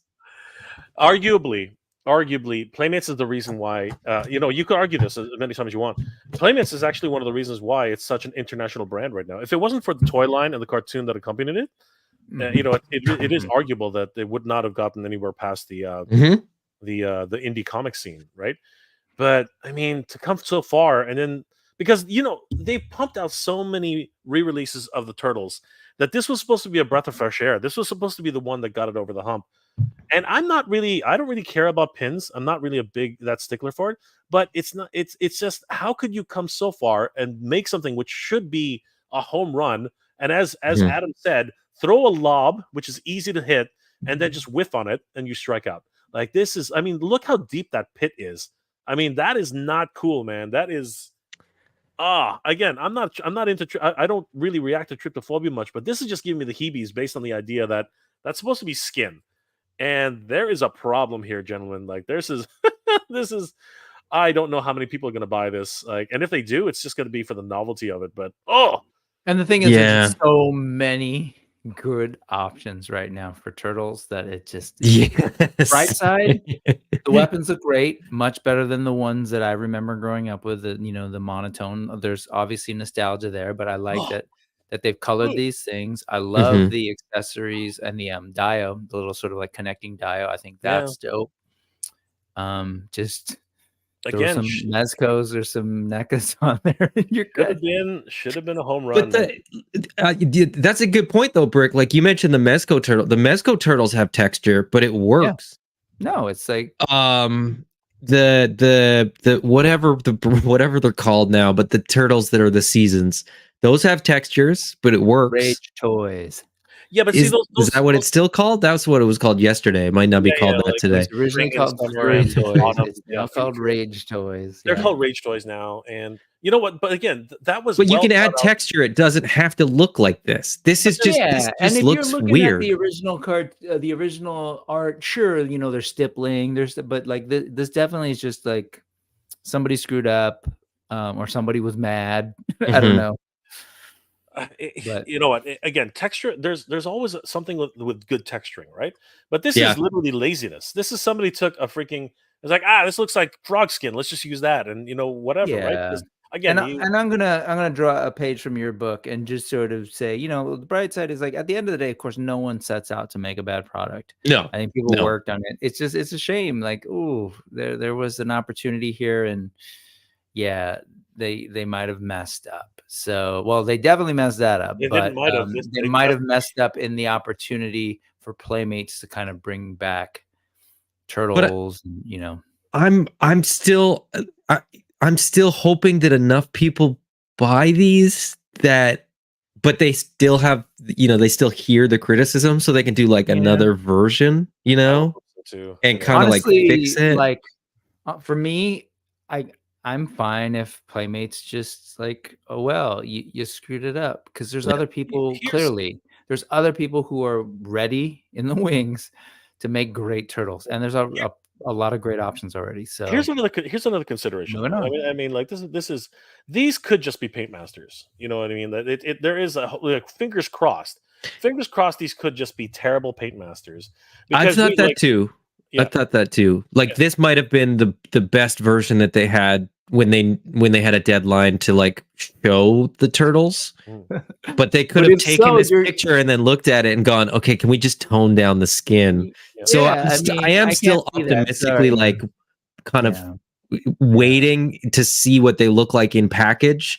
And once a couple people get them in hand, because that's always the case, right? There's always that thing where like something in picture that no one's ever actually seen in person can either look better or worse in hand.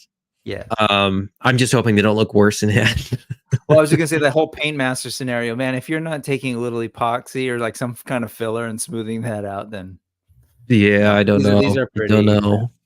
Again, at the end of the day, that's a tricky thing right now with sort of like the indie toys versus these other toy makers versus even like all your other options that aren't like super indie. They got to be on point. Like the days of just sort of throwing things out there in a really crowded marketplace, it's going to get tougher and tougher. I think what they have going for them is that these are going to be available at your Walmarts and your Targets.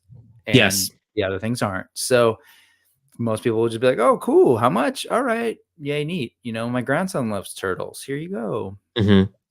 So I have a funny feeling they were trying to reference these look at that. movie turtles.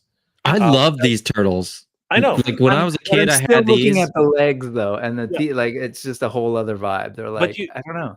If you remember, these actually have a similar texture. Yeah, and it looked good on these. I thought it looked good on those. But it's not nearly as pitted, right? And I think that this is what they were trying to achieve, and that's why I'm really hopeful, really, really hopeful that this is what they're going to come up with. Rather than this, because this is just horrid. And I also think that those movie turtles, because those were from the third movie when those came out, I think, and they didn't like in hand. The texture wasn't even as obvious as you sort of see it in the picture there. Yeah. Well, So here's the I'm thing. kind There's of a couple. hoping that maybe the lighting was terrible and the camera was broken or something. I don't know. Like, how does The other issue Broken. is they look there's an pretty art bad? direction issue here. So like it's an art Yes. direction issue. You said this is from the movie, so it's based on a certain level of realism. So in this case, the texture And they had like totally makes rubber sense. skin, Yeah. like yeah. Even aside from that, just the direction of creating those things. If you take a Mhm. look at like the way that there's veins, there's like all these level of detail. If you look at the face, like clearly it's meant to like mimic some level of photorealism in real Mhm. life. So the texture, it works. If you go back to the Mhm. other one, those are illustrated designs. Those are meant to Mhm. be flat, simple, you know, lines and shapes. And then you go in and add photorealistic, you know, try to attempt some level of photo, and it's just Frog skin clashing in our texture. brains. It's clashing Yeah. in our brains. It doesn't work. Look at the scarf. It's a flat piece of plastic.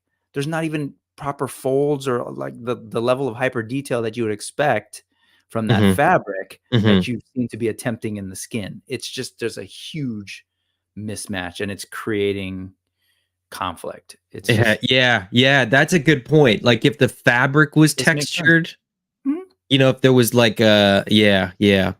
Mm. But at the end of the day, I think what they're attempting to do is this, and I'm really crossing my fingers, saying that these were very early prototypes and they couldn't get it right. You know, again, they had to like dial it back, and we know when dealing with the factory that this takes a long time. Actually, you know, getting the proper texture onto the actual um, Mhm. what's it called? What do they call it again? Master mold masters. Sorry, mold masters. Right, Master mold. that can take quite some time.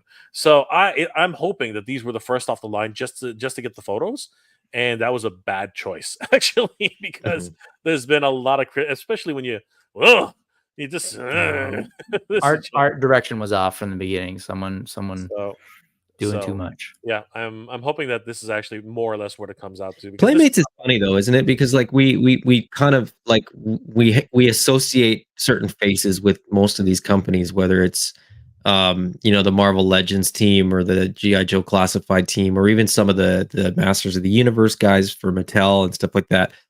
Do we ever see anybody that works for Playmates? You know what I mean? Like, do they have any presence?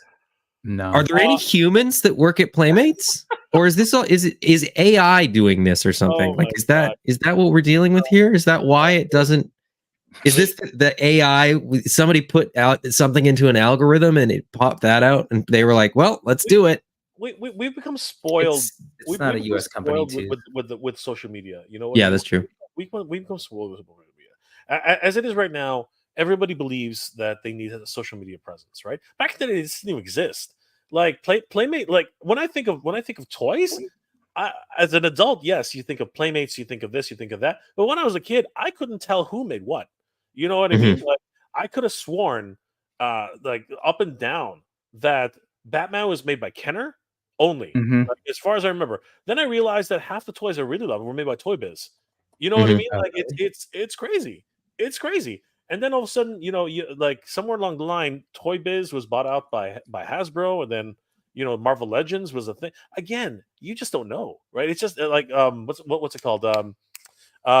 Ignorance is bliss, right? Yeah. Ignorance is bliss. And now, well, we've created you know, social media presences for a lot of these marketing managers, you know, from Hasbro, from Mattel, right? And for good or for bad, because Mattel's not doing it nearly as good as Hasbro is doing it. They really got to work on that, because you know their last I guess it was revealed event, it was like it paled in comparison to the Hasbro events. And I think what's popular now for Mattel is to actually bring in some social media you know, social media people, right? Like Trisha Hirschberger, great presence, wonderful. She speaks well. You know, she presents well, and a lot of people notice things about her. Wink. But basically, she's a great presence for Mattel, but she's not always going to be there. Whereas Hasbro, they're literally using their sculptors, their PR people, their marketing people, and they're doing a decent job at it. You know what I mean? They're getting a lot of exposure, and they're Mhm. really on top of it. They know what they're talking about too, which is great. Not that Trisha doesn't know what she's actually very well versed. I was surprised. I was actually very surprised. Let's see what a lot of people are saying about these. Nomsky, imagine all the cottage cheese that squeezes. Jeez See? Louise, He bro. understood me. Jeez Louise. Oh my gosh. Random effects. Playmates project director to sculptor. Give me that sandblasted acne look for the texture. Huh. More. Oh, Neil is More. Well, yeah, I mean that's an interesting thing too, because I was actually chatting with I can't remember what his Instagram is. Dan, he's sculpting a lot of the AWOK stuff. Mitchell? He sculpts Dan Mitchell, Death Metal. Death Metal Dan, is that what it is on Instagram? So Death Metal Dan, who is Dan Mitchell, who is one of the sculptors for Animal Warriors of the Kingdom, but he also does a lot of work for Hasbro and other people. We were talking about some of the steps in the process, and a lot of texture is like a filter, but good sculptors will use the filter and then use sort of another filter and then adjust. And like, I wonder if the turtles, it was like, turn on the filter, and they did, and then they forgot to sort of like, you know, set the scale on it for like, you know, how much of it was supposed to be on there, and didn't sort of do the infill to sort of get it right, you know, like that was the first attempt, but they were all right, good enough, the filter's on there, it's got the texture, let's move on. Because it just definitely doesn't seem like it was. I don't know, let's move on. I don't want to talk about this. It makes me sad. They make me sad. Okay, it makes me sad that a turtle that I really I wanted an articulated turtle for like $20, and I just don't think I can pull the trigger on him. Yeah, Immortal Khan. What's crazy is these guys are all pretty positive and chill. So when they're all like don't like something, it really is. I know, right? It's like we're always praising the companies. All of a sudden we see this, and we're like, "Dear God, what the hell happened?" It's so rare that companies get something like this so wrong, though. Like truly, I mean, they're you know, companies make missteps, and like they can kind of like, you know, if they had just gotten the heads wrong, right? If they had just switched Leo and Donnie's heads, we would have been like, oh well. But there's so many things that amount to like these just not being what they should be. No, it's totally mutant mosquito bites. Dear God, yeah. Poking holes in them. Could be, yeah. Chad Stewart. At least the rooftop scene looks good. Yeah, that's what Brick said earlier. I mean, like it. That definitely is the one shining grace. You know, Kenzo's in the house. What's going on, Kenzo? What's up, Kenzo? Berkey Allen. I'll use the belts and weapons for this is true. Yes, of course. Turtles of Grayskull. Yeah. Turtles of Grayskull. 100%. Yes. I think they look cool. Justin, what the heck are you talking about? Shut up. That's fine. I mean, that's the thing. I'm hoping enough people like them. SpongeBob, right? It's got the little spongy holes. I think it's just the prototypes. I think that these are paint masters, and they had to get them out for the photos. I think that they're going to be a little bit better. I think they could be better in hand. Yeah, I'm still, like I said, I'm always optimistic, and I'm optimistic that they will actually look better when we actually get to see the production samples or the production stuff. Yeah, exactly, 100%. See, Justin, that's what I'm talking about. Playmates does not freaking care. Cowboy Collector, their skin is like that from eating all the greasy pizza. Yeah, bar none, 100%. Yeah, absolutely. Yeah, bar none. I'm not even sure turtles can process pizza. I think it's a mutation. Mutant ones can. Yeah, mutant one. They've adapted. I think that's gotta be it. Even WWE went into the TMNT game. Yeah, they did. Yes, crazy. They did. I gotta look that up. I'm paying attention. Okay, so here's one thing. Here's something we have to say. Turtles. Where's the AWOK Turtles crossover? Let's go. Yes, yeah. Well, it's gonna happen, right? But Turtles is the line that will not die. Every few generations, it actually every few years it comes back and reinvents itself for the generation of the current era, and it is always at least a moderate success to a certain degree. You know what I mean? Like most kids still gravitate towards the Teenage Mutant Ninja Turtles. It's crazy. Yeah, it's crazy. I watched the movie a few months ago, and I was actually pleasantly surprised. It was not what I expected, but it was actually quite entertaining. Did you guys watch the movie at all? Which are you referring to? The Mutants of Mutant Mayhem. Oh man, I saw that. I love it. Yeah. I love it. Yeah. It was a great take on the Turtles. Another reimagining of the Turtles for a new generation. And yeah, and I mean to that point too, right? Like I can't remember who it was. It might have been Immortal Khan who said like when we all don't like something, that's pretty big. Keep in mind that I'm somebody that likes the Netflix Ninja Turtles. Like I like that cartoon. I like the design. I like that they're trying something different. I like Mutant Mayhem. Like I am the easiest person to please, and those just don't hit. Yeah. In other words, Playmates done fucked up. They did.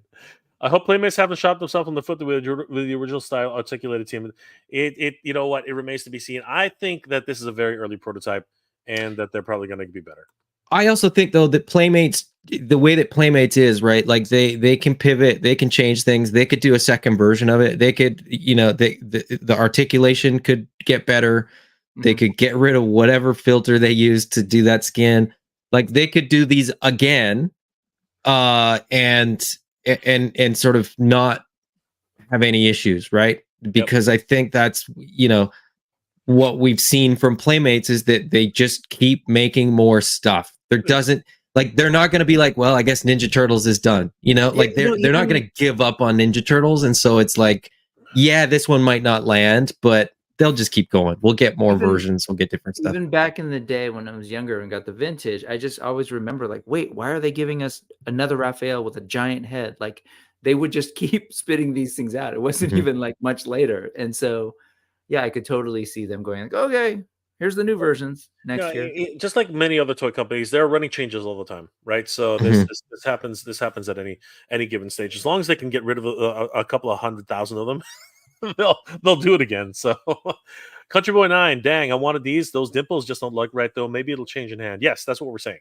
We're thinking that they definitely will change in hand. Okay, I'm not even going to attempt that. Brother, good morning, gents. Awesome. 8 a.m. Just woke up, hanging with you guys, enjoying breakfast. Cowabunga mood. Thanks, brother. Good to see you. You're gonna have to tell me how to pronounce that one day because I'm not gonna try. Rufus Roger. This sucks for people who can't afford $50 per figure. These were the first ones that were reasonable enough to actually buy for my kids.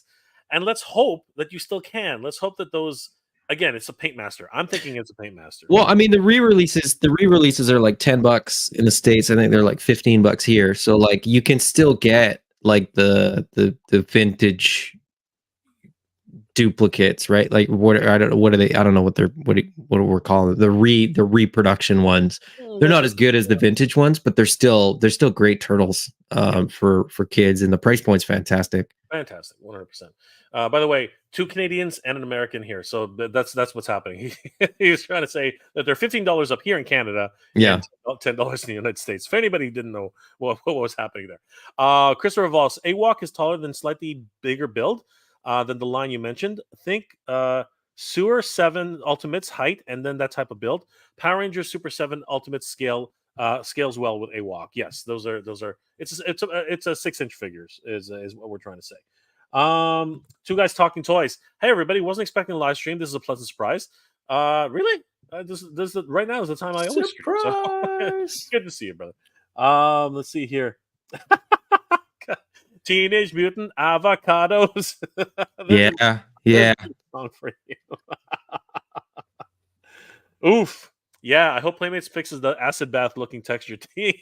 Everybody's just like killing it. They're taking it on the chin with this one. This is crazy.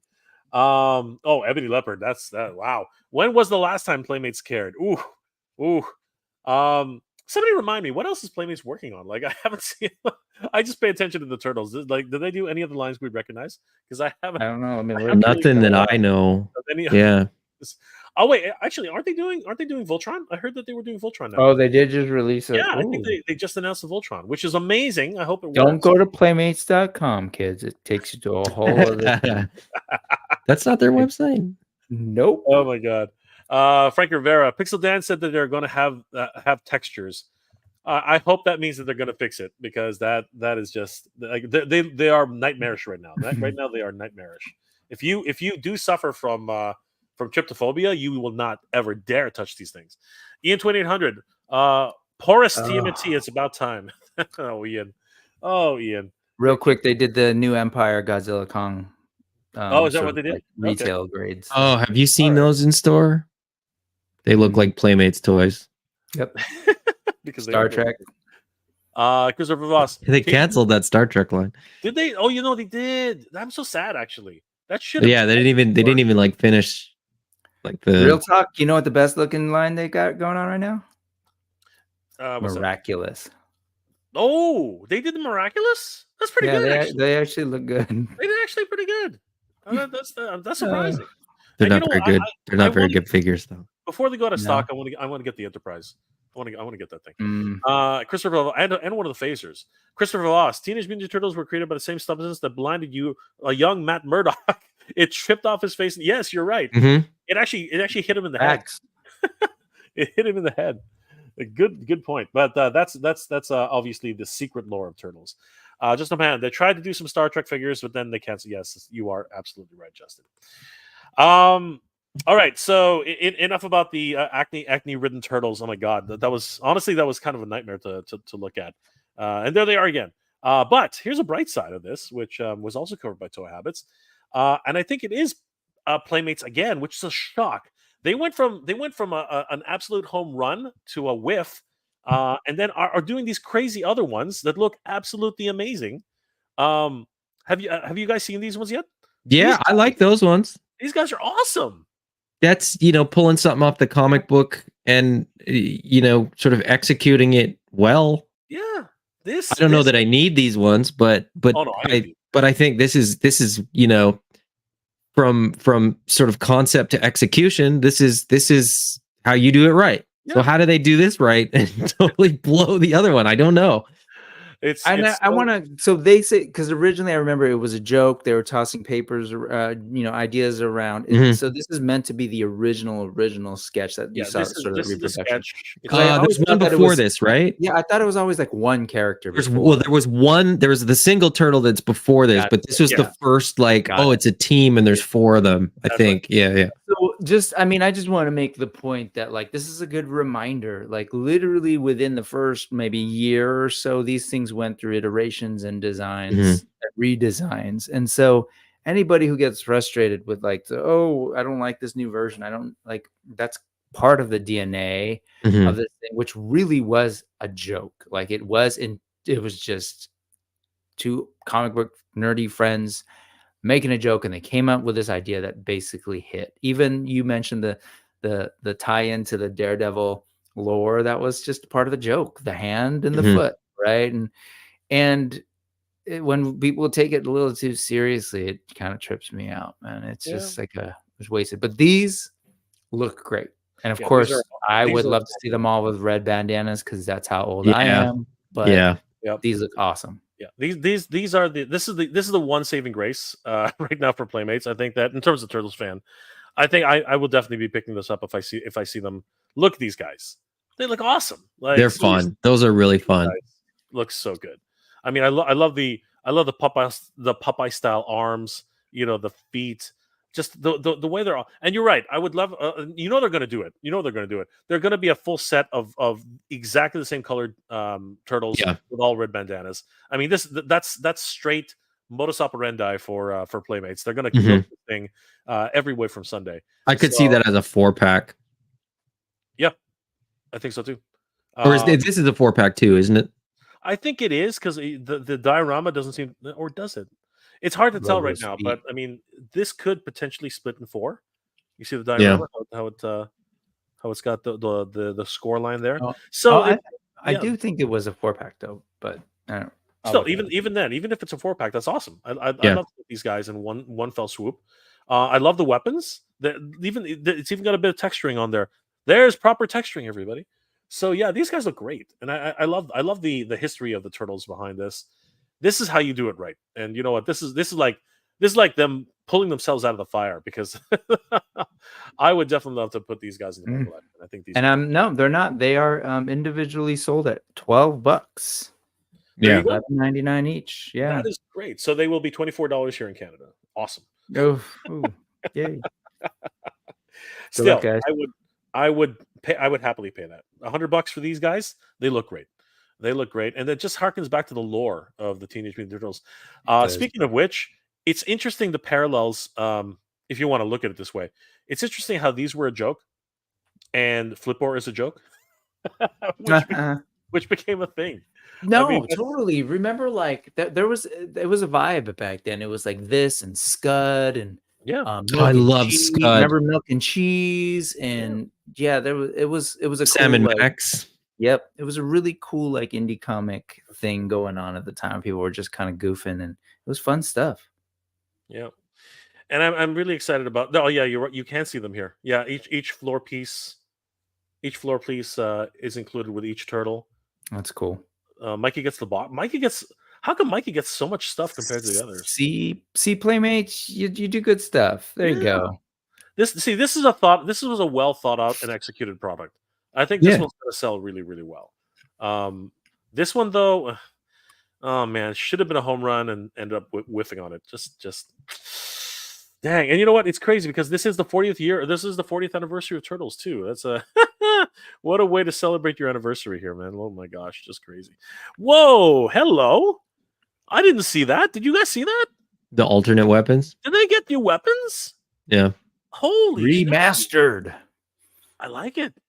He's got the ninja throwing what others wheat chaff things. What is that Leonardo's carrying? That's some sort of murder thing. Oh my god! Yeah, some of that stuff's pretty wild. Raphael with like the dual hammer. I don't really know what they're going for with that either. Flail like that. Like you're gonna kill yourself. Forget anybody else. Yeah. Donnie is a master. That's just crazy. And here's another example of not really thinking it out. I mean, this is just these weapons are not Leo's weapon and Raph's weapon. That's just what were you thinking? Like seriously, what are those things? You got to explain this to me. What is that supposed to be? What is that? I don't know. These two I can sort of get behind. I can get behind Mikey's and Donnie because this is an actual ninja weapon. These two. Yeah. Well, this one is kind of you're absolutely insane, but I can get behind it. Two dwarf hammers connected to each other. Yeah, weird. It's just so there's a bit of a hit and miss going on here, but nothing's worse than the actual skin. Like, oh man, so that's scary. It's really scary stuff. Just crazy. Let's see. Near Hunter Hyde. Oh, their feet are so chunky and cute in the sketch for. Yeah, I love it. I love the way they're doing that. It's just a beautiful. Again, it's they went from something crazy to something absolutely ridiculous to something amazing. You know what I mean? Neil Hunter Hyde, not a TMNT collector, but this subline based on the original comics is freaking dope. Yeah. Mm-hmm. Again, they can do it. They know what they're actually doing. It's crazy. Two guys talking. These actually look good. Sometimes Playmates knocks it out of the park. It's rare, but they seem to be able to do it. Like, again, how can you go from one absolute hot mess, and then just have a home run? Like, it's incredible. It's incredible. The profits that they gain from this one are going to have to go back into the other one to fix it. I don't know. Back in my blade, original sketch turtles look like a nice display piece. Yes, they look beautiful. Like, it's definitely one of those ones you just leave there and admire. You'll have to hide. I wish play sets were going to continue with Star Trek TNG figs. My nephew has me and my brother's original figures. I was going to fill in the gaps with the characters we missed in the new. Yeah, they would have been nice.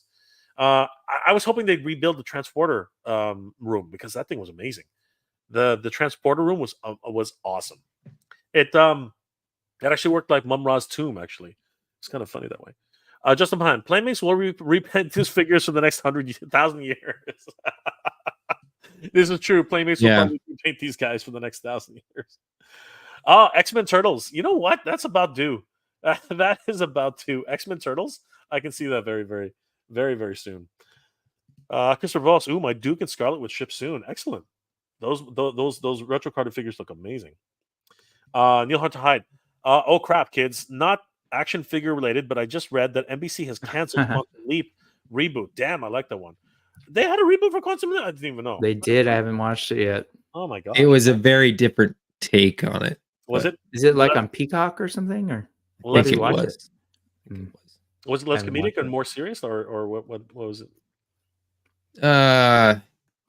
Yeah, I didn't. Yeah, I understand why it probably would have got canceled. A little off topic, but what day of the month do Super 7 usually ship out their toys? I sponsored the Wave 9 and wondered what your guess is since they estimated this month. Brick, you're the only one who really knows the secret of this. I mean, No, I don't, because the shop always gets it later. And so even they don't really have anything, and they'll just refer to the website, where if you go to the website, you probably already know this, but there's an order status page that you can sort of check. But the best I'll give you is sometimes I'll just say the month, sometimes they'll say late June, mid-June, but there's no usual day. Neil, I'm so jealous you have the transporter. I love it. And the engineering and the bridge. Dude, what the hell? Man, talk about a TNG fan here. I love that, Neil. Thank you so much. All right. Before we're going to circle back to AWOK in a second, but I did want to cover this because I think a lot of people are going to be very, very interested in this little piece. And I'm bringing up the wrong screen. Give me 1 second. I'm going to remove that. I'm going to delete it from the thing, and I'm going to add the next screen. So Master Universe has just been killing it lately, absolutely freaking tearing a hole in my pocket. And this one, I'm showing this for a couple of reasons. If anybody is a fan of Filmation, what they're doing with the cartoon line is just killing it right now. This is the Collector, which was only ever featured in the Master Universe cartoon. Sorry, I'm laughing at Adam. Careful, Adam. What? Who's become an Origins collector? Come here, dude. Check it out. Check out all these cool things.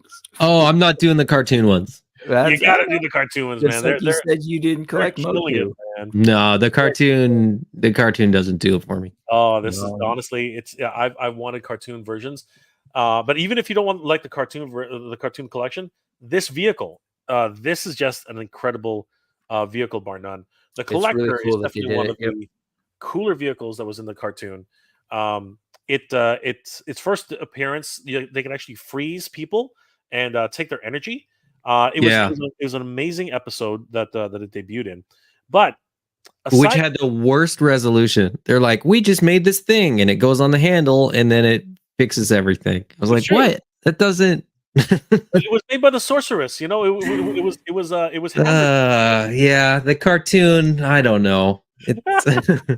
Well, what's interesting is I think it's cool. I'm glad that they're actually doing these sorts of things that were never made, and they're like, we're finally getting a Filmation sort of version of these toys, and I think it's really cool that they went so far as to make vehicles for it.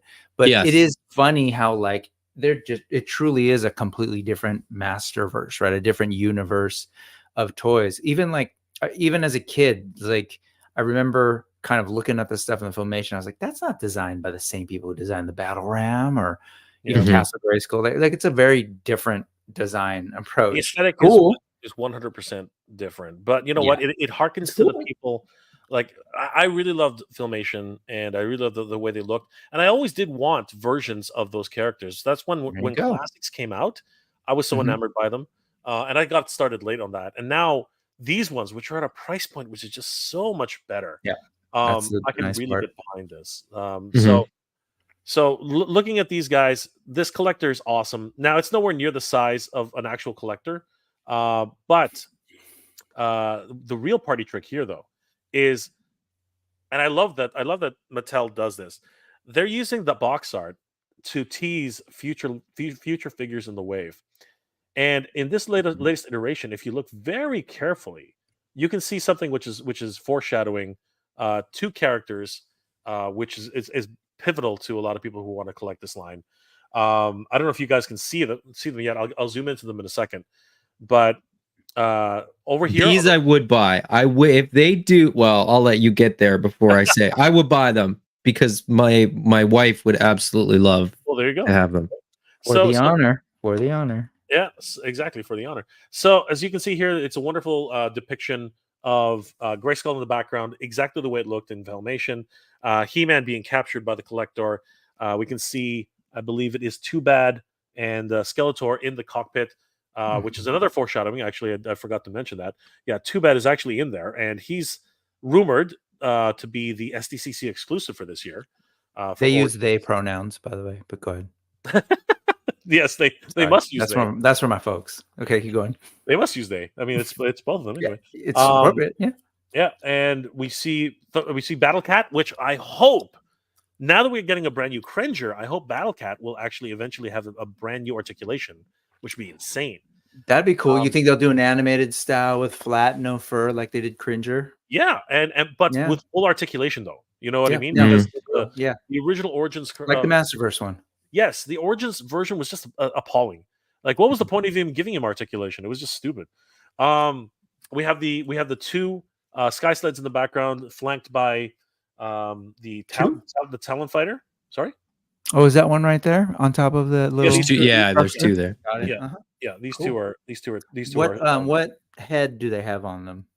No, they're both palace. They're both palace guards, so they have to have the falcon. Okay. Right. And then tucked in the left and the right, you see two little figures who you'd miss this little guy if you didn't even know he was there. But Imp is actually spying on the events that are happening at Grayskull, and right to the right we see She-Ra and her trusty steed Swiftwind. This is amazing. Zooming in closer, there's Imp, and again he sort of blends into the background, so you'd really kind of miss him if you didn't know he was there. Speaking of, Lukey's right there. He's hard to find, but you know what? I'm really hoping to do Lukey. So this is a foreshadowing into cartoon edition Hordak and Imp. That's going to be an amazing collection piece. We do. Oh no, it is Spydor. Sorry, it's Webster. Sorry, it's Webster. I thought it was Too Bad, but it's actually Webster. It was hard to see at that longer angle. But on the other side, there she is, She-Ra. Spydor. Oh, Spydor was a vehicle, right? Or a creature vehicle robot. Spydor was the actual vehicle. Yes, it was. That's huge. right. Yeah, I have them downstairs. And Webster is the actual thing. There's She-Ra and Swiftwind come to the rescue of He-Man. That's awesome. This is a foreshadowing, and to add credence to that, which is something which none of us thought was possible, because the rights for She-Ra has always been up in the air. I mean, DreamWorks has the rights now to the cartoon She-Ra, right? Which is why the She-Ra and the Princesses of Power, was a Netflix show. But it's always been in question what's going to happen with the toy rights, and apparently Mattel does actually have the toy rights to the cartoon versions, so they're free and clear to actually do that. That's what I've been told. Well, thank you. Can we just say that now? Because I watched, Revolution, and no, they don't have the rights. They don't have the rights. No, all of this chatter, but yeah, I get it. Like, it's Filmation versus this, but yes, I hear you. But also, Masterverse has had a line called Princess of Power and release, and on some of those packaging, I just some of the things that I think, whether it's Toy Guru or whoever else have sort of put out in the world, have I think people have got real strict, they know things, and which I get, but then when there's evidence and things there's no need to get angry and say, no, that's not just okay. Well, we're seeing this. Who knows? And accept the possibility, because it's right in front of your face. I don't know. People tend to be really good at ignoring obvious information that counters whatever statement they choose to make, because you're absolutely right. When people are talking about well, why, when will we see these toys? And it's well, the rights, and it's yeah, but they've done Origins has She-Ra, Masterverse has She-Ra, Katra, Hordak from Princess of they have the whole subline within Masterverse. Clearly there's a separation, a differentiation, and it's typical that that sort of the TV or film or sort of that set of rights is very often not connected to toy rights, because over the years those get separated by various different things. But yeah, I mean we got back into Origins, and my wife wants more She-Ra figures, and it's sort of why can't they do more She-Ra figures? Just give the people what they want. Mattel. We are definitely going to get them. It's pretty much tradition now. Whenever one of these things show up on the package, eventually they do show up. And one of the most exciting reveals, or at least teases, that has been leaked This isn't actually a confirmation yet, because this is actually, I believe it's the packaging for Leech, on the Masterverse Leech, and this is Masterverse. This is what's getting really exciting, because on Masterverse Leech, leading to the same idea of what Brick is saying, this showed up, and Yep. this is There it is. blowing people's minds right now. This is Masterverse we're talking about here, right? Mhm. And this is proof positive. That is a Filmation Adora that you cannot. I'm pretty sure they're going to call her Dispara though, because they don't have the rights to I don't Adora. care No, what they I call don't think so. No, I'm being facetious. Come on, Oh, it's right no. there. It's my It's right understanding. there. It's my understanding that they have the rights to the toys. And these are, it should be noted too that these aren't, they're not doing, they're not putting She-Ra and Swiftwind on that box that prominently, and they're not putting her on this box this prominently by accident. It's not. There's no way that they're gonna put this out into the universe, into the ether. Yeah, knowing full well that people are going to talk about it and the hype is going to build, and then they're going to be like, "Oh yeah, of course we're doing it." Like that's. And even before that, if this were an indie company, maybe they'd make this mistake. This is Mattel, so anything an artist does, or even when they commission the work, that gets run through counsel, legal counsel. They'll tell you what you can and can't do, and we'll say, "Nope, don't even go there. Don't even go there." And I'm not saying that Toy Guru or whoever else was, had these ideas about what was happening in the past were wrong.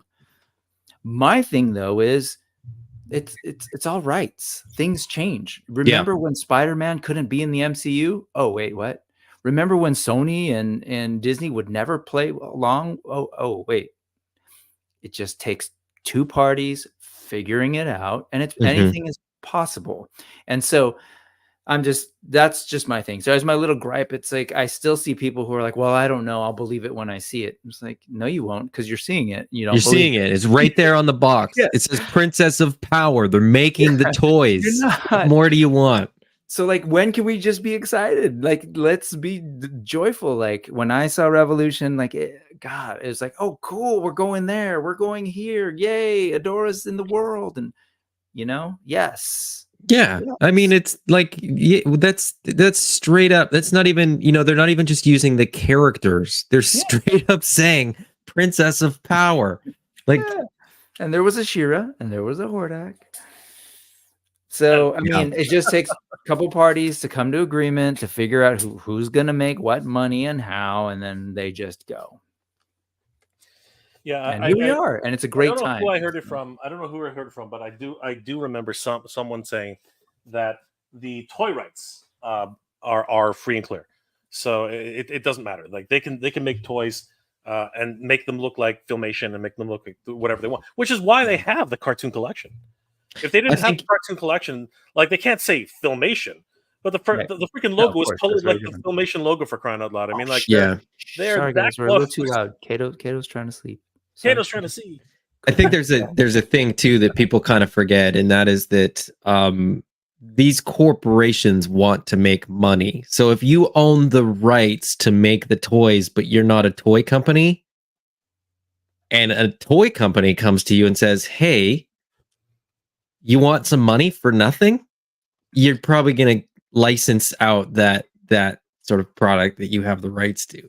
I just like money talks, it's like the idea that somebody would sit on the rights and just deny anybody the rights to make toys is also kind of just a weird concept to me. Totally. I'm sure it happens. I'm sure there's somebody that owns an IP out there that just refuses to let somebody make a toy out of it. I'm sure that exists. Oh, there is. So I'm sure somebody's going to say in the comments, "What about the this thing?" Sisters. Yeah. That's a totally different one, but good point, right? Like sometimes the money doesn't make sense, and so you won't see a toy. But yeah, it's just it's there's no way they're not going to. But at the same time, it's like, why won't they make more She-Ra? Everybody wants it. Everybody wants more She-Ra figures. Yeah, money talks, and for $650, you too can get Animal Wars of the Kingdom. Epic. No, I'm just kidding.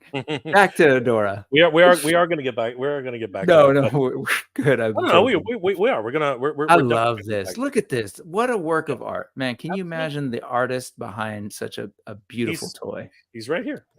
he's right there. What's up, Kenny? There he is. He's been hanging around trying to say, "Can you look at my stuff?" No, I'm just kidding. No, I was definitely I was blown away when I saw this example from Kenzo. Just absolutely blew my mind, and really is a blueprint for what's next. I mean, this is what we deserve, what we expect, and it's amazing seeing these things come to light, and that people like Kenzo were able to actually get this created. So guys, if you want to take a look at this, definitely heads over to Kenzo's Creations on Instagram, and you can see some of the most like great work that people are doing in the customizing community. I did an entire review on this on my channel. You guys can have a look at that as well. Huge shout out to Kenzo, who is in the chat. If you guys are interested, hit him up, because they saw my Adora and they had to make her. Yes, yes, they did, Kenzo. Yes, go ahead, shout it out. Shout it out, my friend. Shout it out. It looks great, man. It looks really great. It does look freaking and awesome. The process stuff, just beautiful to watch. I love it. 100%.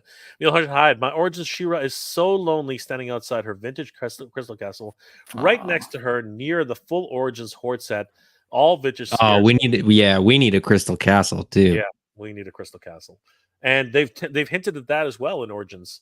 The crystal castle has made an appearance in several different backing cards, so it is definitely. Has it? Oh, that's so. There's a glimmer of hope there.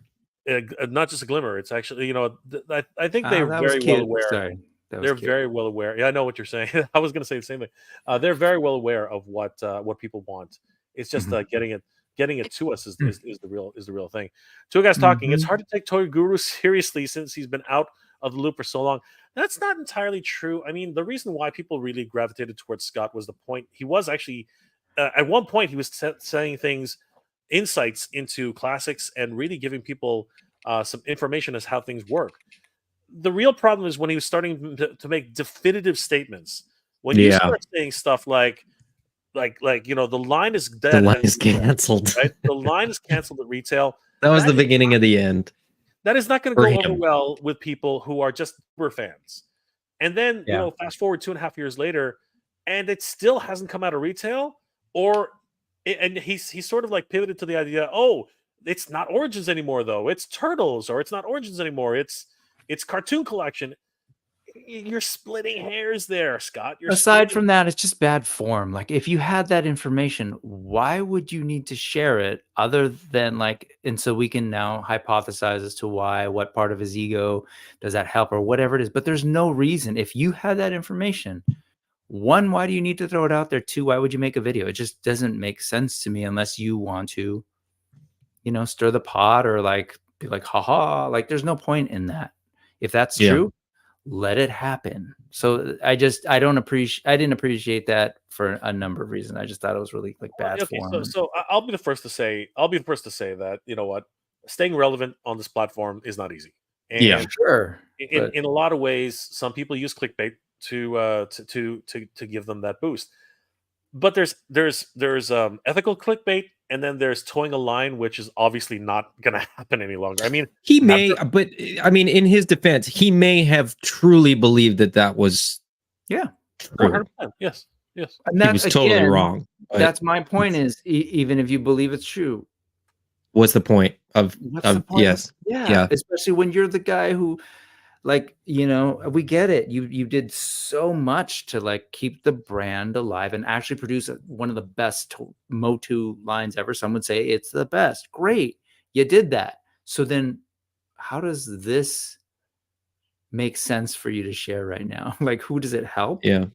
There's just no reason. It's just baffling. Now, speaking of a dead toy line that is not available at retail, can somebody explain to me what Necroconda is and how I get it? Okay, it's too bad. I'm just catching up on the last 2 weeks of toy news, and I was like, "What is that?" Yes. All right. So since Adam brought that up, let's Glow in the dark snake man. What is this? I'm waiting Yeah. for my Masterverse section, but that's okay. Go for it. So I was going to go back to AWOK, but because Adam, I gotta run soon, and I've talked enough AWOK, so go back and epic all in. That's all people need to know. Adam needs to know what's going on with Necroconda. As soon as they go, like I probably couldn't care less about Snake Man, but this figure, being that it's like glow in the dark, kind of semi-translucent, this is right up my alley. Yeah. So in all true honesty, because I'd be lying if I told you I know what the hell this is. Oh wait, it has a tail? Yeah, this is a complete mystery. That is Lady Slither's tail. Okay, I need this. And so it is the reanimated Snake Man soldier. So the only thing I like from the anecdotal information we have here, I can only imagine that they're dead snakesmen. That's the only thing I can glean out of this, because we can obviously see that from the back. He-Man's fighting several of these, which they're encouraging like to buy 5 ghouls. or 6, 7 or 8 or 9 or 10. And basically they are dead, reanimated Snake Men. And it's a juxtapositioning of King Hiss's armor. It's a whole lot of this guy. Yeah, King Hiss's armor. We have what's his name? Rattler's head on the top. We have Lady Slither's replaceable tail, and I imagine the body is also very similar to Rattler as well. So yeah, yeah, it is an awesome figure. Kit bashing, which is modus operandi for Master Universe, but I mean, the way he is, the glow in the dark plastic, the fact that he's like a cottonmouth on the end, he's got so many great things going for him. I love it. So yeah, a great figure. I believe it is a Walmart exclusive or Target exclusive. It's one of those two. Somebody. I think it's Walmart. There we go. Yeah, it says Walmart exclusive. There we go. Walmart exclusive. So best of luck to everybody, because you're not going to find him. So guys, but is it like what's the deal with that? Like I don't, like I said, I buy Origins if I see them and I don't really follow it. But like, isn't Mossman a Walmart exclusive, and aren't they like everywhere? Okay, so here's the thing. Is it just random which ones there's lots of and which ones there's? Well, this is what's actually happening here is this: they priced people out of the market with Mossman. That was the problem. He was good. He was supposed to be a home run. They priced him at $39.99, which is US, which is that's crazy. Horrid. Why would you price him so much? And because of that, he ended up peg warming. And then they discounted him all the way down to $19.99, and actually now I think he's selling for $15.99. Yeah, I still need one, but yeah. So yeah, it's just absolutely stupid. I mean, this guy's a home run. I mean, look at him. He looks freaking crazy. He looks awesome. He comes with a hood.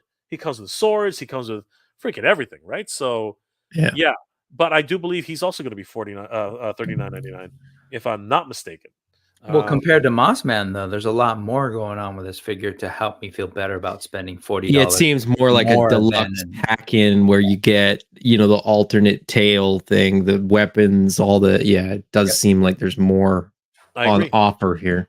100%. As you can see, more than a standard Animal Warriors of the Kingdom figure, by the way. But yeah, yeah. I mean, it's a ripoff, but I get it. Oh, by the way, I screwed up there. That is not King Hiss's armor. That is Snake Skeletor's armor. I don't know why I said King Hiss, but my bad, because I know people are just like yelling at me in the comment section right now. Yes, guys, I make mistakes quite a bit. So yeah, huge shout out to Manuel Eduardo Caritas, Roy Juarez, for putting this out there for us. But yeah, very exciting character. Best of luck to everybody who can try to get this guy, because it's going to be a war. It's going to be an absolute war. I'm curious, Adam, have you seen, because you said you've been out of it, did you see that Merman? I know you're trying to move on, Jay, but a cartoon? No, there is New Eternia one? The one that comes with a tail. Oh, the Turtles of Grayskull one. Yeah. He looks okay. I'm just not going for the Turtles of Grayskull stuff. Okay. In the 2 hours we've been talking, the number has actually increased by $1,000, $234 and $427. Thank you guys for continuing to pledge. Thank We need to you, get that for number up. real. We need to get that number up higher, though. We need to get that number up substantially higher. 639 backers, 11 days to go. That's great, though. Guys, definitely help us reach the goal of $480, $480,000, and let's get Mamba into reality. This is just great. Guys, do you want to talk a little bit about some of the unlocks before we start winding down, or what's left to bag on this project? Well, Oh wow! sure. Holy crap! I didn't know Yeah, that. that's the thing. Since the last time you, me, and that. Jason spoke, the Kickstarter campaign has shifted a lot, and so yeah, that was unlocked a while back. That might have been, I think, unlocked right around when we right after. spoke, but but the images weren't sort of there, and so now you sort of see the renders of the alternate heads. And what's really important for people to realize, and now it's visually there if you sort of actually look at the image, it states that this is not a heads pack, because I think some people were expecting it to be that based on the original Kickstarter, where there were actually alternate heads being sold in 3-packs. In this Kickstarter iteration, we had to unlock the heads to get to a certain dollar amount to be able to actually make these available. But now they're unlocked. You're not buying them separately. They're just thrown in with the appropriate figures. So what you saw there is that green snake is packed in with a Gresh figure. So you get a green body to throw it on. You see the blue horny toad to replace that, to be right there with that other lizard, the blue lizard Corvius. And then on the far right there, that figure was also an unlockable figure that was unlocked.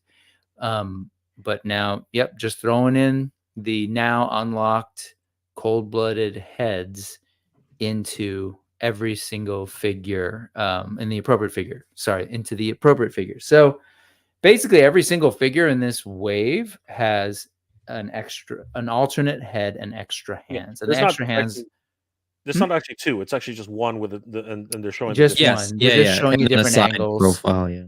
Okay, cool.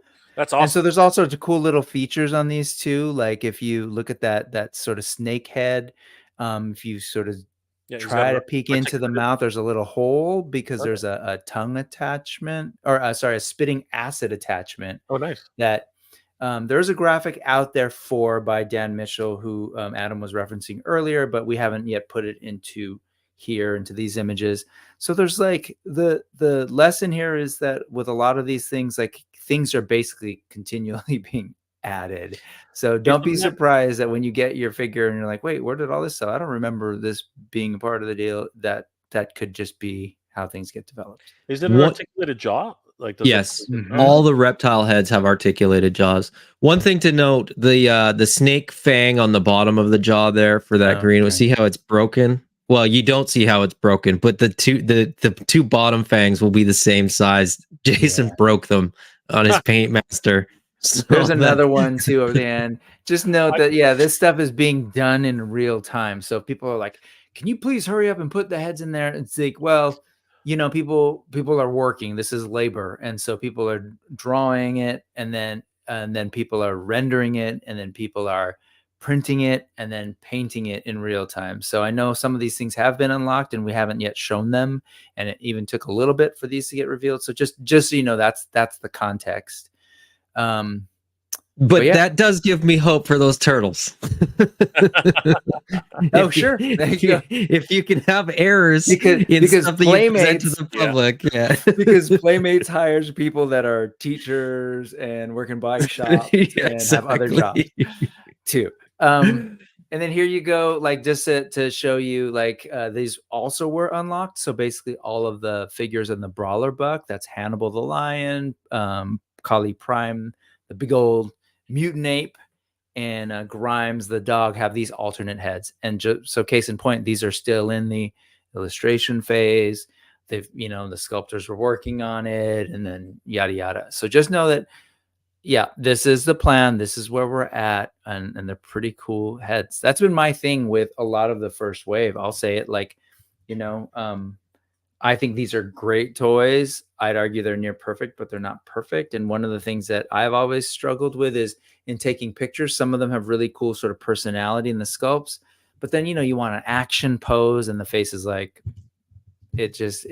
I want those kind of actiony poses to be reflected in the faces. So you're going to have that in a Hannibal. You're going to have that in a Kali Prime. And then with things like Grimes, it's an alternate expression that like I could see what kind of pose would work with this, big old dog with a cigar. So, I love it. yeah. I love the world. I love the world building that has been created for I many of love these Fallon Attorney, but could we there's that comment that's been up. I love the Smashing Pumpkins too. No, I was just saying it so that's not kanji. So it's funny with I know you've been biting your tongue too, Adam, with the kanji thing, like, pronunciation and stuff. And we're like, so Jason will be talking about this character and he's like, yeah, and the rabbit kanji, and there's kanji, and then there's kanji. And I'm here like biting my tongue because at the end of the day, like, I'm not going to go up to George Lucas and tell him it's Han, not Han, or whatever it is. So Jason's the creator. So I'm, quiet. But the other day he was like, oh, yeah, I think I realized that I've been mispronouncing the He's name. been writing it, thinking it sounds a certain way, but not realizing that it's. Yeah. But there's a few names that may get changed. We're sort of addressing the Mamba Mambu debacle that's currently going on behind the scenes, and other things, some of the naming and stuff like that. And Avion, somebody said, oh, it's Avian, not Avion, and Jason was like, oh, my bad. And I was like, no, Jason, we had a discussion. Avion is the house, so it's House Avion, and the people in that tribe are the AVR. We had a whole discussion, and and then somebody goes, no, you spelt it wrong. And it's like, no, that's specifically how it's supposed to be spelled. Yeah. So there's lots of little fun things like that. It's awesome. And can I just say that that's how awesome this is? It's totally like a grassroots indie effort. People are doing it and things are getting figured out, and it's fun and it's loose. And yeah. Delta 17? Well, I was going to say Delta 17 asked about Spectral Pale. Can you get Spectral Pale as just the single figure backing?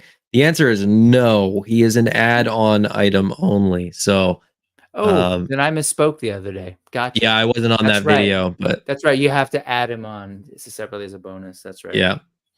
So this is the one that a lot of us were wondering about. This is Scathing. Scathing. Yes, the Necromancer. So yeah, a lot of people were curious about this guy. Yeah, we have not unlocked him yet. He's at 320,000. So this is a really good incentive for a lot of people who are looking to build their ranks. Can you tell us a little bit about this guy, since you've already released pictures of him? Sure, in terms of character or story, or just... Well, yeah, I mean, like, who is he? What does he do? He's a necromancer, obviously. So, does he... Yeah, he is, and he's got a little bit of a blurb underneath. But just yesterday, Jason was saying, like, yeah, in general, like, I have ideas and backstories for stuff, and that's usually how things happen. But he did even say yesterday that the two that got revealed, Merrill and Scathing, these are instances where he had an idea, like a visual idea. They have not yet been teased out in the comics, nor has their story been completely fleshed out. So what you see there in that description, right? He's a necromancer, right? And you can kind of see like the bone whip. So necromancer, death, right? And he's got some magic stuff going on, doing some weird things as it hints there. But that what you see there as of right now is it. And I appreciated that Jason said that yesterday. I was kind of like, yeah, like, again, this stuff is happening. It's in real time. But he like, even for the bone whip, like, it was literally because he was thinking like, yeah, he really wanted to do a bone whip, and so he had to... cool. Like, that's awesome, and I appreciate that. And of course, there will be lore; it will all make sense at a certain point. But I appreciate those kind of like behind the scenes. Yeah, and I mean, Scathing speaks to what I was saying earlier too about, like, the like, if a character design is good enough, it will get, the story will sort of get fleshed out around it. Yeah. I've said that, with Pirates coming up in the second story arc, we had Lexion in the first Kickstarter, and then we have Boons and Grime in the second Kickstarter. but you have to know that there's not, the Pirates Guild isn't 3 pirates. There's gonna be more pirates. So we've already sort of chatted about a couple pirate characters and what species they would be and stuff like that. And they're not in the comic book yet. So it's not as though, Jason's mapped out the next 100 issues of the comic book. So when somebody says axolotl, we're like, check the list. Yep, no, he's not going to be in there. There's still sort of the possibility and the potential for any species to be there if it sort of fits the story. And Jason keeps saying the same thing too. People have asked about, another female buck, and it's like, when there's more female characters that use a different size, for the look, then it would absolutely be something that might come into the line. But yeah, I mean, this is what we're doing now. This doesn't even cover all the characters that we want to make figures for as far as bucks go. But this sure gets us a whole lot more parts into that library. And the more parts we have in the library, the more fun the waves can be. And the more fun the waves are, hypothetically, the more figures people will buy, and then the more bucks we can make without doing Kickstarters. And, it just builds and builds and builds. So go back and epic all in. Let's get that elephant.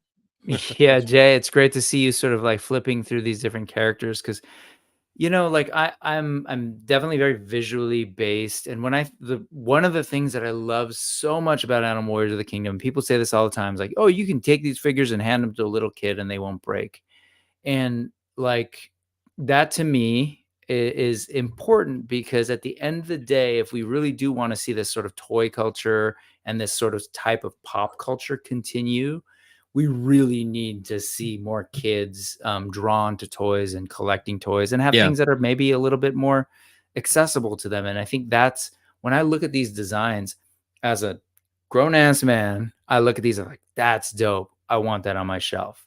But I know when I'm looking at these things and like my kids are looking around 10 and 12 and like, whoa, what's that? Oh, I didn't see that before. Like it's definitely something that has visual appeal to a broad swath of people.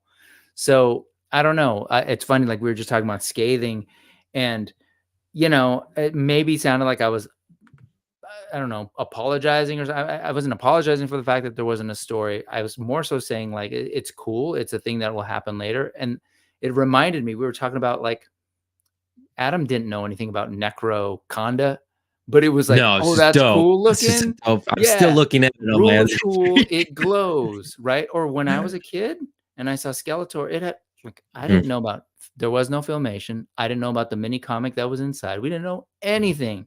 But what I did see was a cool skull sticking out of a hood on a blue buff body. And that's, to me, there's something about these toys. Like whenever you're just flashing things up, I was like, oh, that's dope. Oh, that's cool. And I think it definitely has that appeal for a lot of people. So I'm really kind of just excited about this line, man. See, look, Animal Warriors, they know what's up with the snakes and stuff. This looks dope. He's got metallic skin too. I mean, that's cool. It is really, really cool. Now there is a missing link here though, because right now we're seeing all these unlockables, but you got this rhino guy here. Who's that? Huh? I don't know. What rhino? I don't see a rhino. There's no rhino there. No, we've got all the unlocks.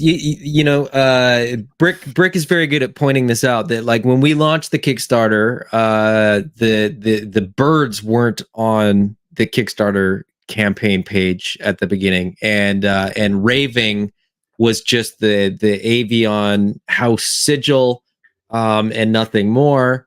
And as we sort of, it was just and then we hit initial funding goal, and then we unlocked one or two things, and then we started putting a little bit more out there, and away we went. And the elephant unlocks at 410,000, but that rhino buck would be the next buck that we would unlock, and he would unlock at 440,000, and then at 470 we would do the hippo, and then at or something like that. Anyway, that would be the next buck that would unlock, and we got to get those pictures together and get those up on the campaign page Probably either this weekend or early next week for the last little push, just to show some more stuff that we want to do. And this is really just expediting the process that would take years and years and years if we weren't doing it as a Kickstarter. So, we might have done the Brawler and the Lizard this year and into 2025, and then you might have seen the female bucks in 2026, and then that elephant might have been like a 2030 figure if it wasn't in the Kickstarter. So we're really hoping that we can get it all unlocked now, and then and sort of get that in the queue for production, and get get all that sort of dialed in for the next year and a half of production. In my brain, this is what crowdfunding should be. I know the three of us, actually, this combination of folks were talking about crowdfunding one time here on the Mega J Retro channel. And to me, this campaign really works as a crowdfund. Like we're going for broke, right? So yes, it's an established line. So what do you do? Why are you going back to the people to raise funds to help you if you're an established line? Well, you do that so you can do wild things like, say, let's attempt to get 7 brand new body types and pay for all the tooling and everything needed for that, not to mention all the sculpting and the design. Let's just do it. That is a great reason to go back to people to say, hey, back this, jump in on this, help us move this line to this truly next level. And it's funny I say the next level, but it's let's move this line in one campaign to the next 4 levels. That's what it feels like in this. If you look at that picture, that will be all the different bucks in this line if we push through. There's the 2 bucks that were there originally that just, again, count them. There's the Pale, the third figure from the left, and then the big gorilla dude. Those were the only 2 figures that have been in this line, which, by the way, has only been in people's hands since February of last year. So short life, $2. We're talking in the next year and a half, potentially getting those $4 that were originally offered, and then moving into that next year, potentially all 7 of them will be in people's hands. That's how you crowdfund, which is honestly why I was I want to help. I want to let people know about this. I want to selfishly, if I'm going to do an epic all-in, I want that epic all-in to have all those. We got to get all those in the epic all-in. So just want to throw that out there and help make that last pitch. I love what AWOK's doing, and I just look at this and I look at all the possibilities. Gets me closer to my Netflix show too. So to answer Justin's question there, how do you guys plan to reuse these molds? There's a few things. Heavily and heartily. They're gonna get reused. I mean, they all, the safe play for the Kickstarter would have been to do, 2 new bucks or 3 new bucks, and then do sort of 3 figures, and then have the unlocks be a 4th, a 5th, and a 6th of the reptile. But that's not how Jason's mind works, so that's not what we did.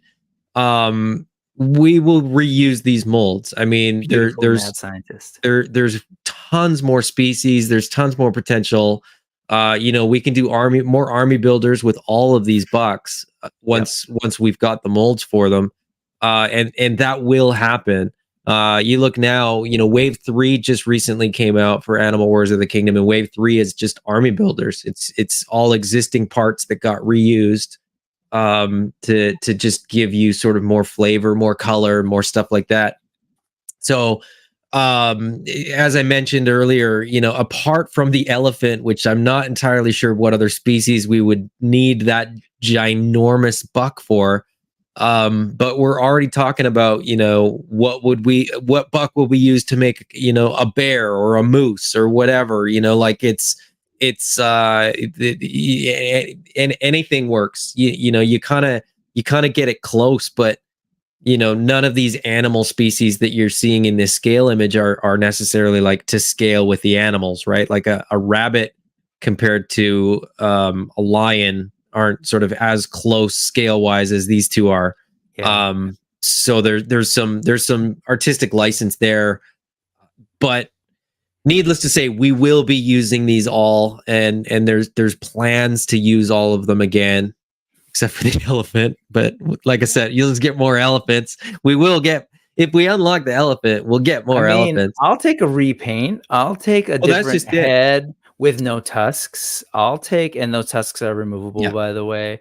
But like, you know, there's a like, you know, you can reuse things. Yes. And the reality is the way that the lore is written, again, I don't want to spoil too much, but if you take a look at these aren't actual animals.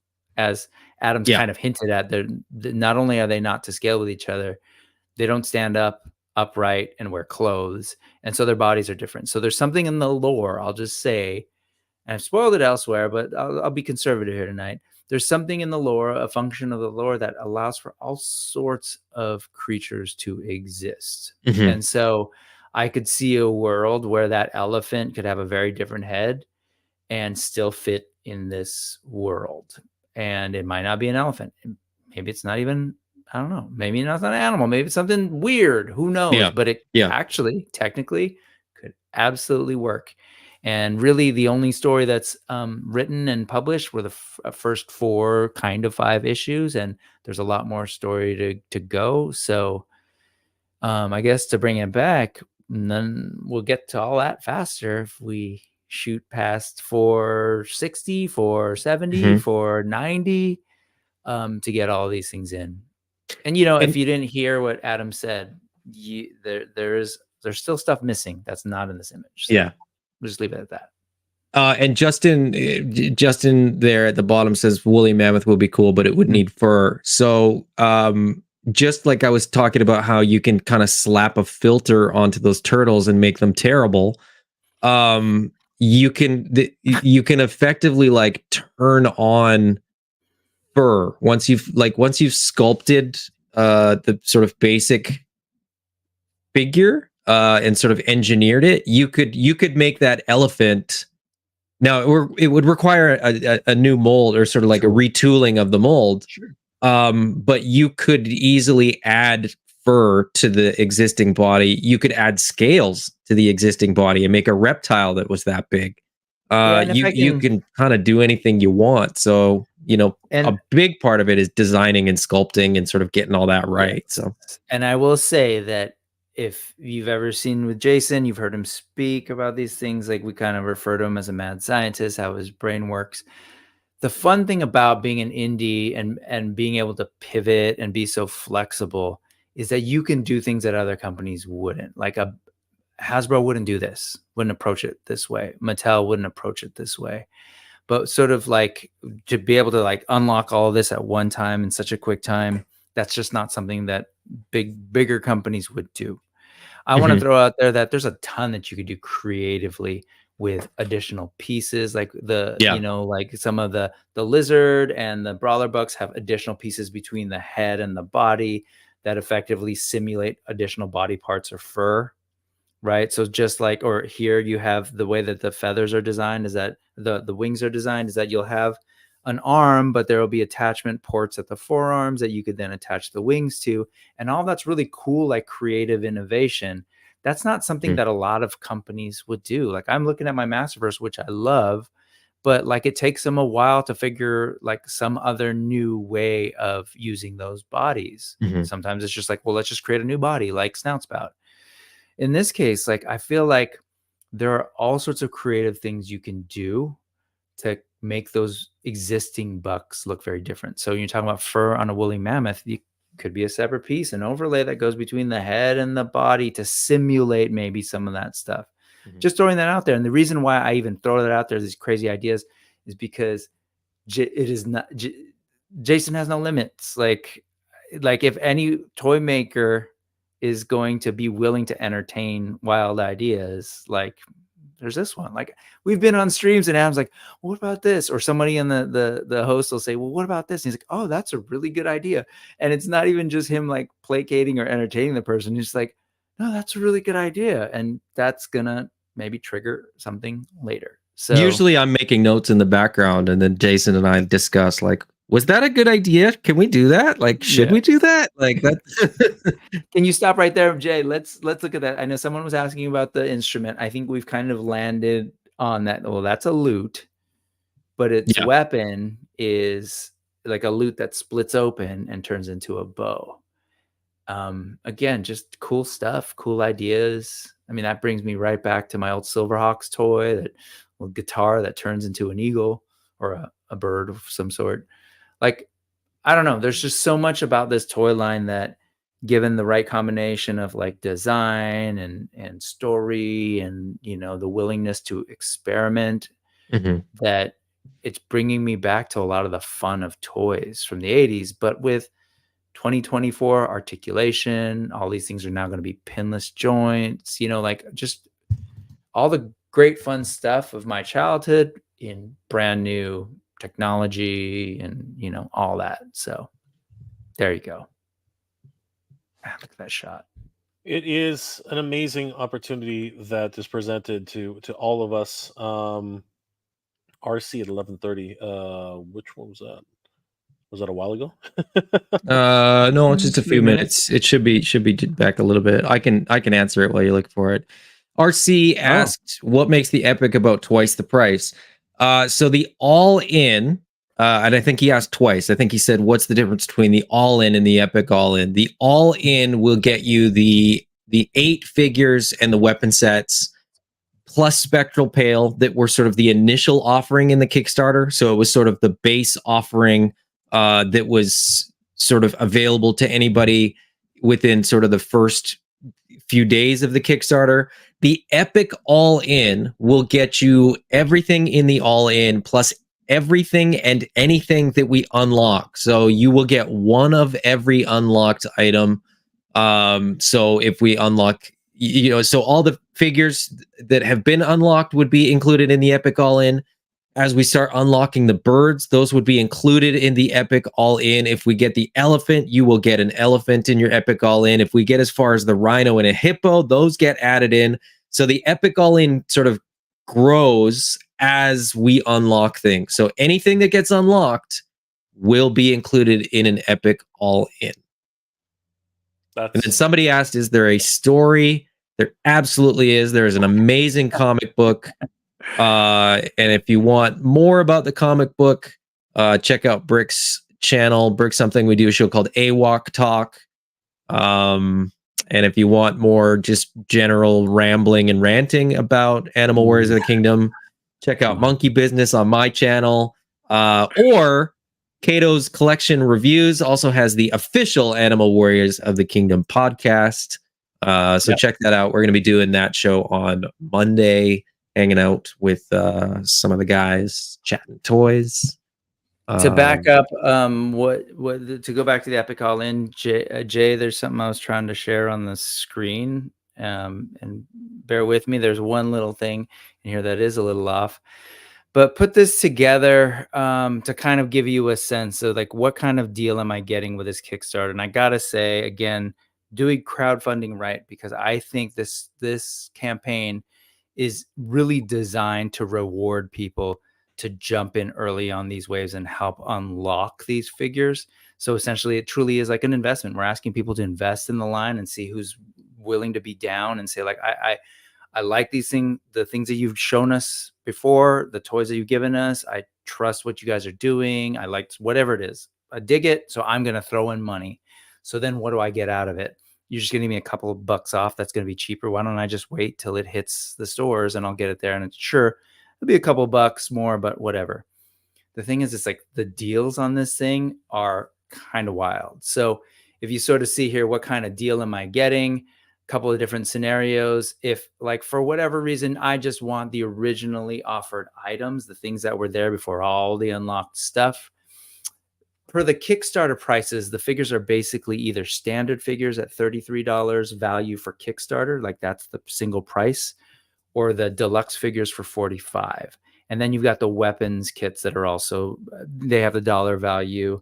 And then you look at, we added that, all of those things that were originally offered, and that came out to be $384. So that's if you're buying them and just not looking at any kind of package deal or whatever. Just give me all of them as single items. I'm going to pay the full Kickstarter price for each figure. That'll work out to be $384. And if you're curious, based on the current estimated retail prices, if you were to do the same thing and buy all those figures on your own later, that would cost you $459, and that's a savings of $75.88. Doesn't seem, it's good. That's essentially like what, one standard, one deluxe figure. But there's also packages, right? So there's an all-in package. This all-in package gets you all of those originally offered items. This is what it's being offered at, $325. So that's already a discount from if you just try to pick up all the individual figures on the Kickstarters for whatever reason as single items. Compare that to the retail price, and now you're saving $134, effectively 4 standard figures or some combination of that.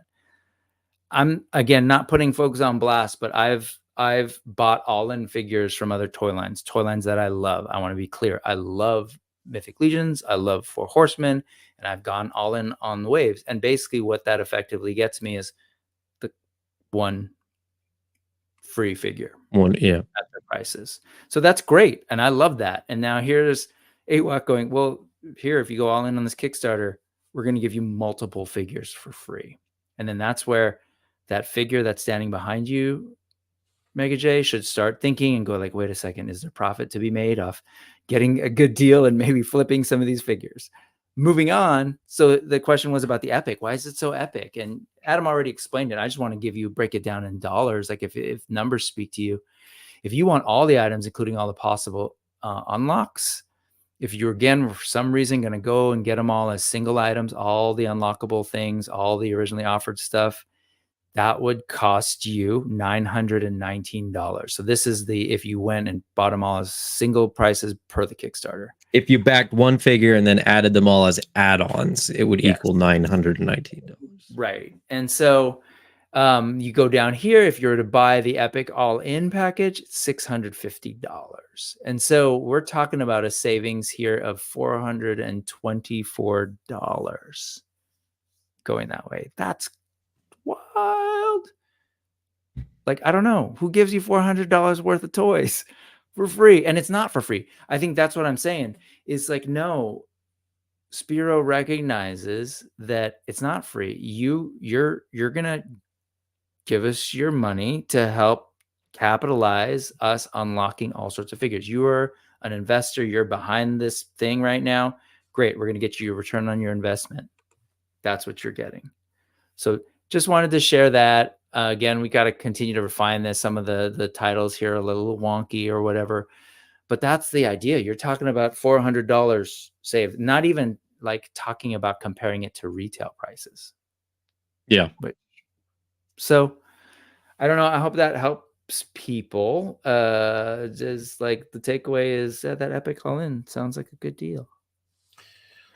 Sorry, can I just say this as a responsible human being? Actually, I just want to say this. I don't mean to make light of it, because at the end of the day, $650, no small. It's a lot of money, especially with what the reality of what people are dealing with right now. I do want to say that. So please, not trying to be flippant, but if you're able to and you can make it work, if you can organize people who are like, oh, I like a bunch of these figures, but I don't necessarily want all of them. And like you guys are going to end up with $400 worth of product. And again, I was uncomfortable saying this before Jason said it, so I usually would let him say it. But since he's not here, like he said, well, yeah, I mean, maybe then you take the rest and you sell them and spread the love to other people, and you make off with a little bit of cash to go maybe buy some other toys that you're more into. So a couple quick questions that people have asked in the chat. Mythic Dolphin, yes, alternate heads and weapons for the elephant, hippo, and rhino are in play if we get to those unlocks. Basically similar in terms of the pattern that we've done with the other stuff. Yeah, I just said TBD because the details on those aren't hashed out. And then Immortal Con HD asked release date. So we are planning to have basically end of the year 2024 for the Brawler and the Lizards.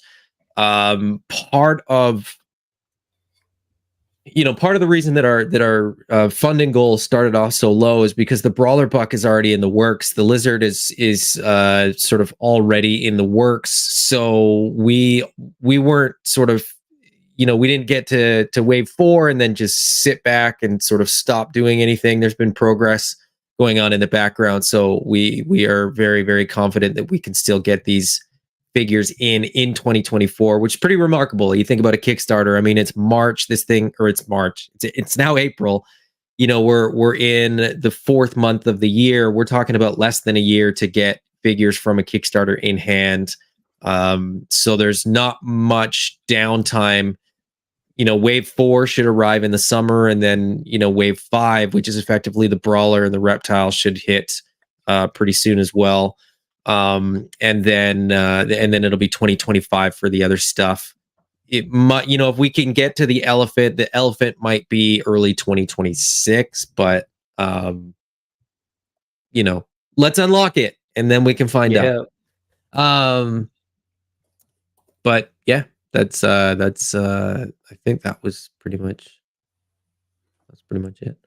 I gotta duck out. I gotta get to bed, and man, have a great time tomorrow. We gotta leave early in the morning. I don't want to show up at the toy show and all the good stuff's already gone. So we're shooting to be there for like 11 when they open, which, you know, means I gotta leave at about 6 in the morning. So.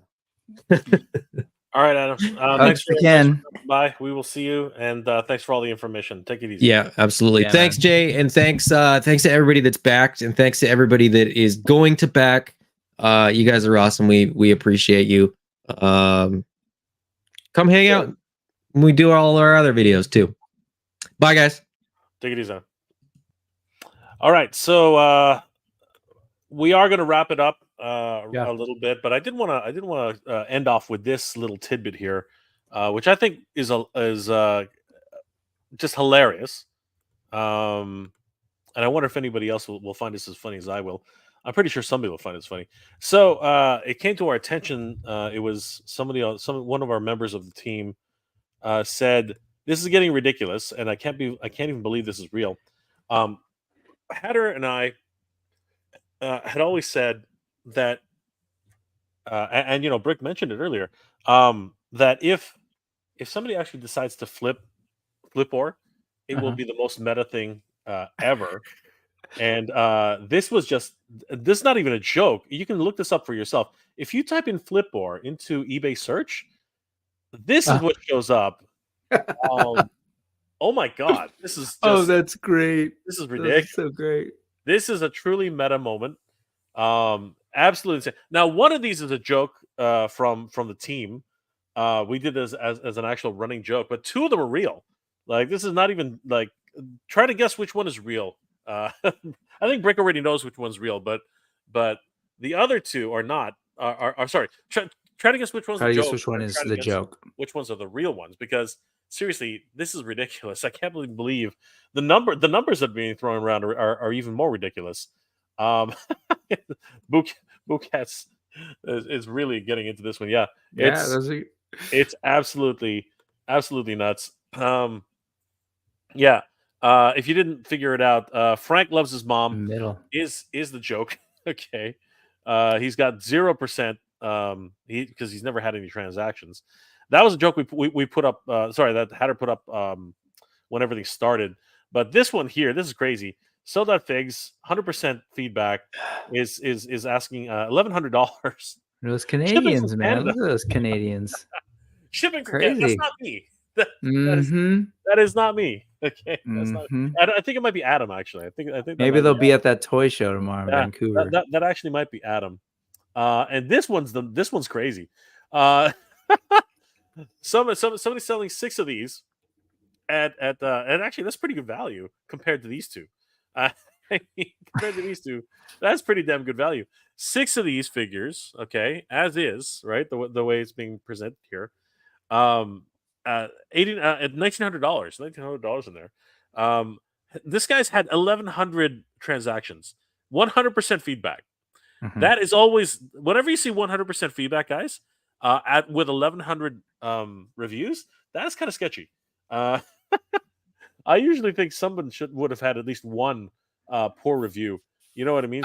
I'm curious. Have you gone back to the backers list to try and figure out who Bowen Designs might be? Unless, I know, like you right? said, unless it's sketchy. No, one thing we also sort of have already done is we've said, Kato, I see you found my secret eBay page. Yes, we have discovered it, Kato. Guilty. Neil Hunter High, damn it! Should have bought those extra Flip-Or figures just to flip. But see, there's the problem. They couldn't even spring for free shipping. No, they could not. Have to get that shipping costs down. Old IT guys in the house. What's going on, old IT guy? Good to see you, brother. The funniest thing about this is we encourage people to do this. We were like, no, we want you to flip them. Go ahead, flip them. So it's not like we can say, don't do this. No, we were saying from the beginning of the campaign that go ahead, flip them. It's okay. Once again, I'm going to give a huge shout out to everybody who helped support the Flip-Or campaign. Thank you guys. It's been an absolute pleasure. And you guys helped to make this happen. So let's do the same thing for AWOK. AWOK really needs the support right now in its final leg.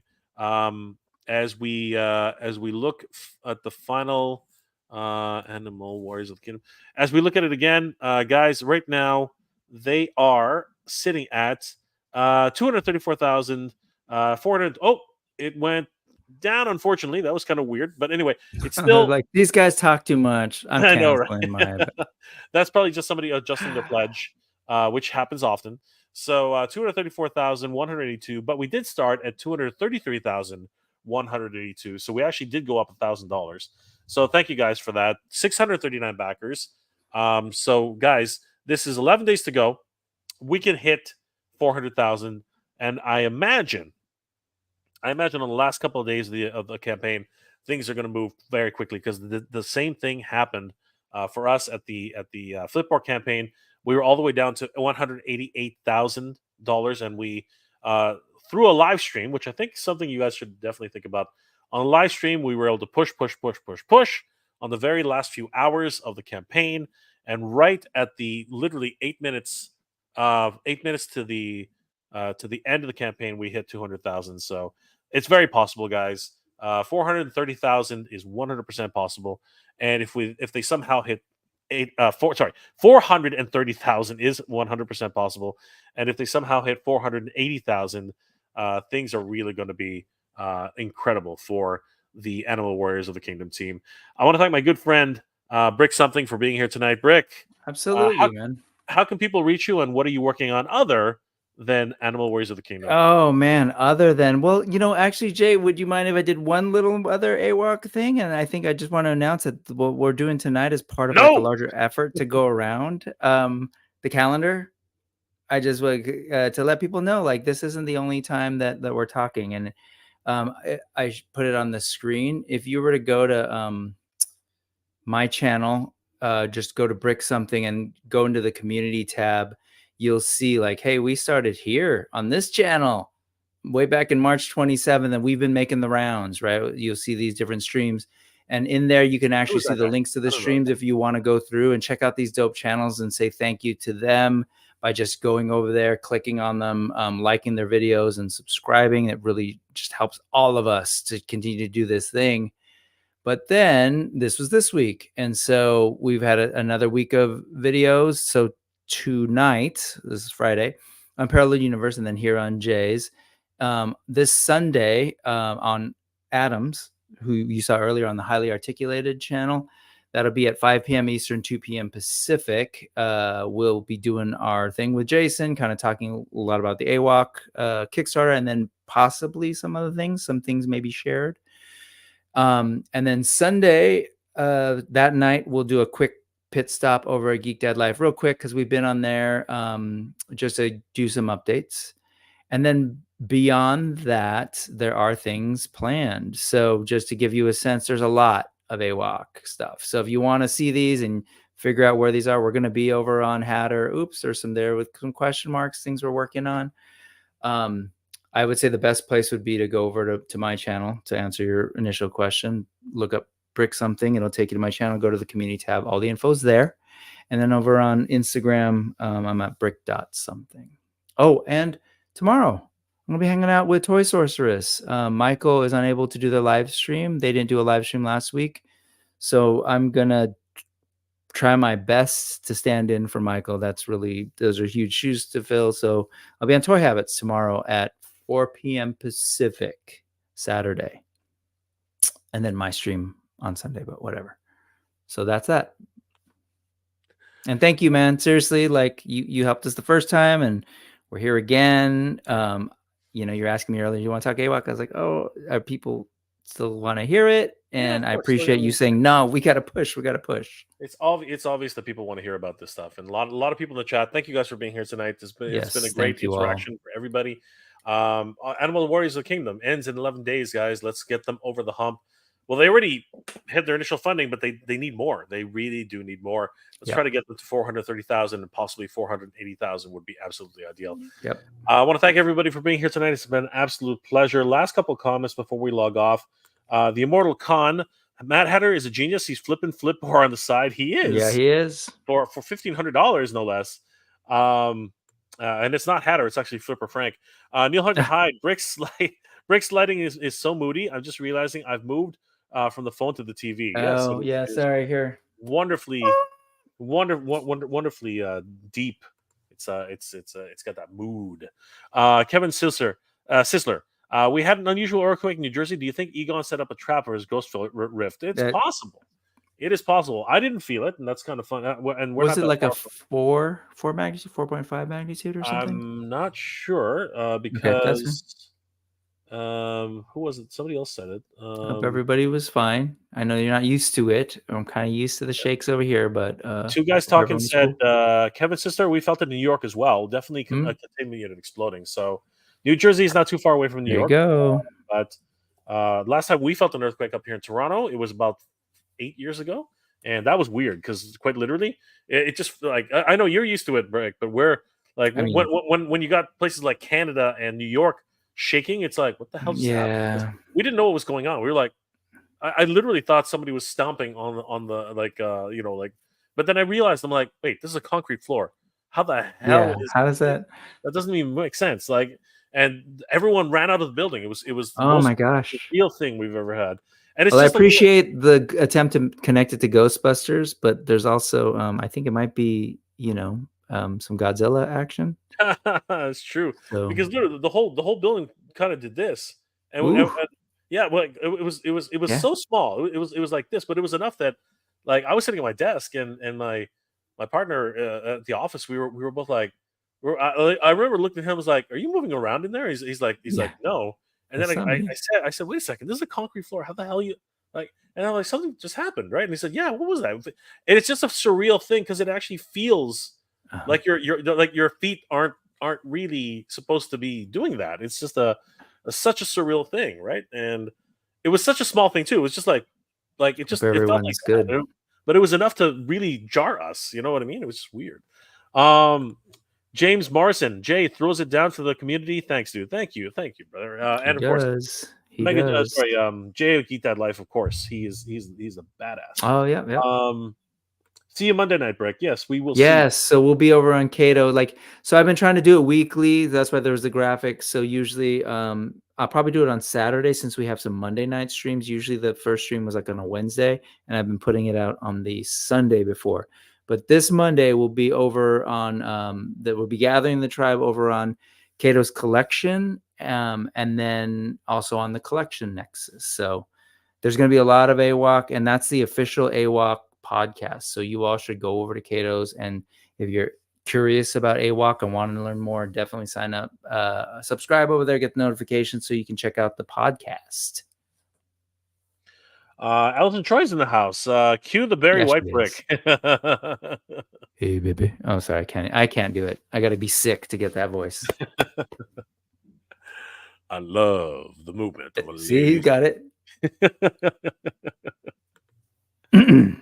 Two guys talking. Glad I caught the stream. Great job, guys. Thank you so much. Two guys talking. You're awesome.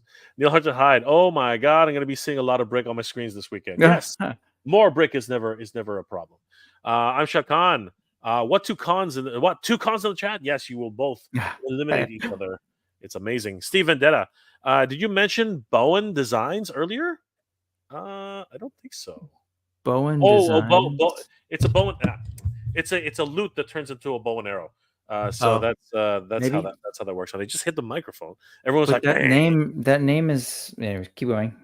Alison Troy. I think my ex-mom's in New York this week. It all makes sense. Oh no, no. Allison. Wow. Neil Hunter Hyde. Not complaining about the moody lighting. When you learn to outright to cast shadows, it kind of works. There you go. There you go. I know, right? She was killing me when she just said that. I literally did the double take myself. And yes, of course, it is all in the family here. Love you, Allison. Guys, thank you so much for being here. It's been an absolute pleasure. Once again, please think about wrong one. Think about supporting the Animal Warriors of the Kingdom campaign. They have 11 days to go. $234,182. 639 backers. We can get this up to $430,000. Please, guys, definitely contribute where you can. The epic all in is the way to go, saving $400 overall if you go in. And if they keep getting more figures, you're just getting figures for free at that point. So definitely give them a like and a follow the campaign, and tell everybody you know about it. I want to thank my good friend Brick Something for being here again once again tonight. Thank you, Brick. And guys, thank you for having us. It's all good, brother. I want to thank Adam from Highly Articulated as well for being here. It's always great to hang out with these guys and learn more about Animal Warriors of Kingdom. Guys, I hope you're all doing well, staying safe, and as always, everybody, thank you very much for watching. Good journey. Geek proud. Woo, woo.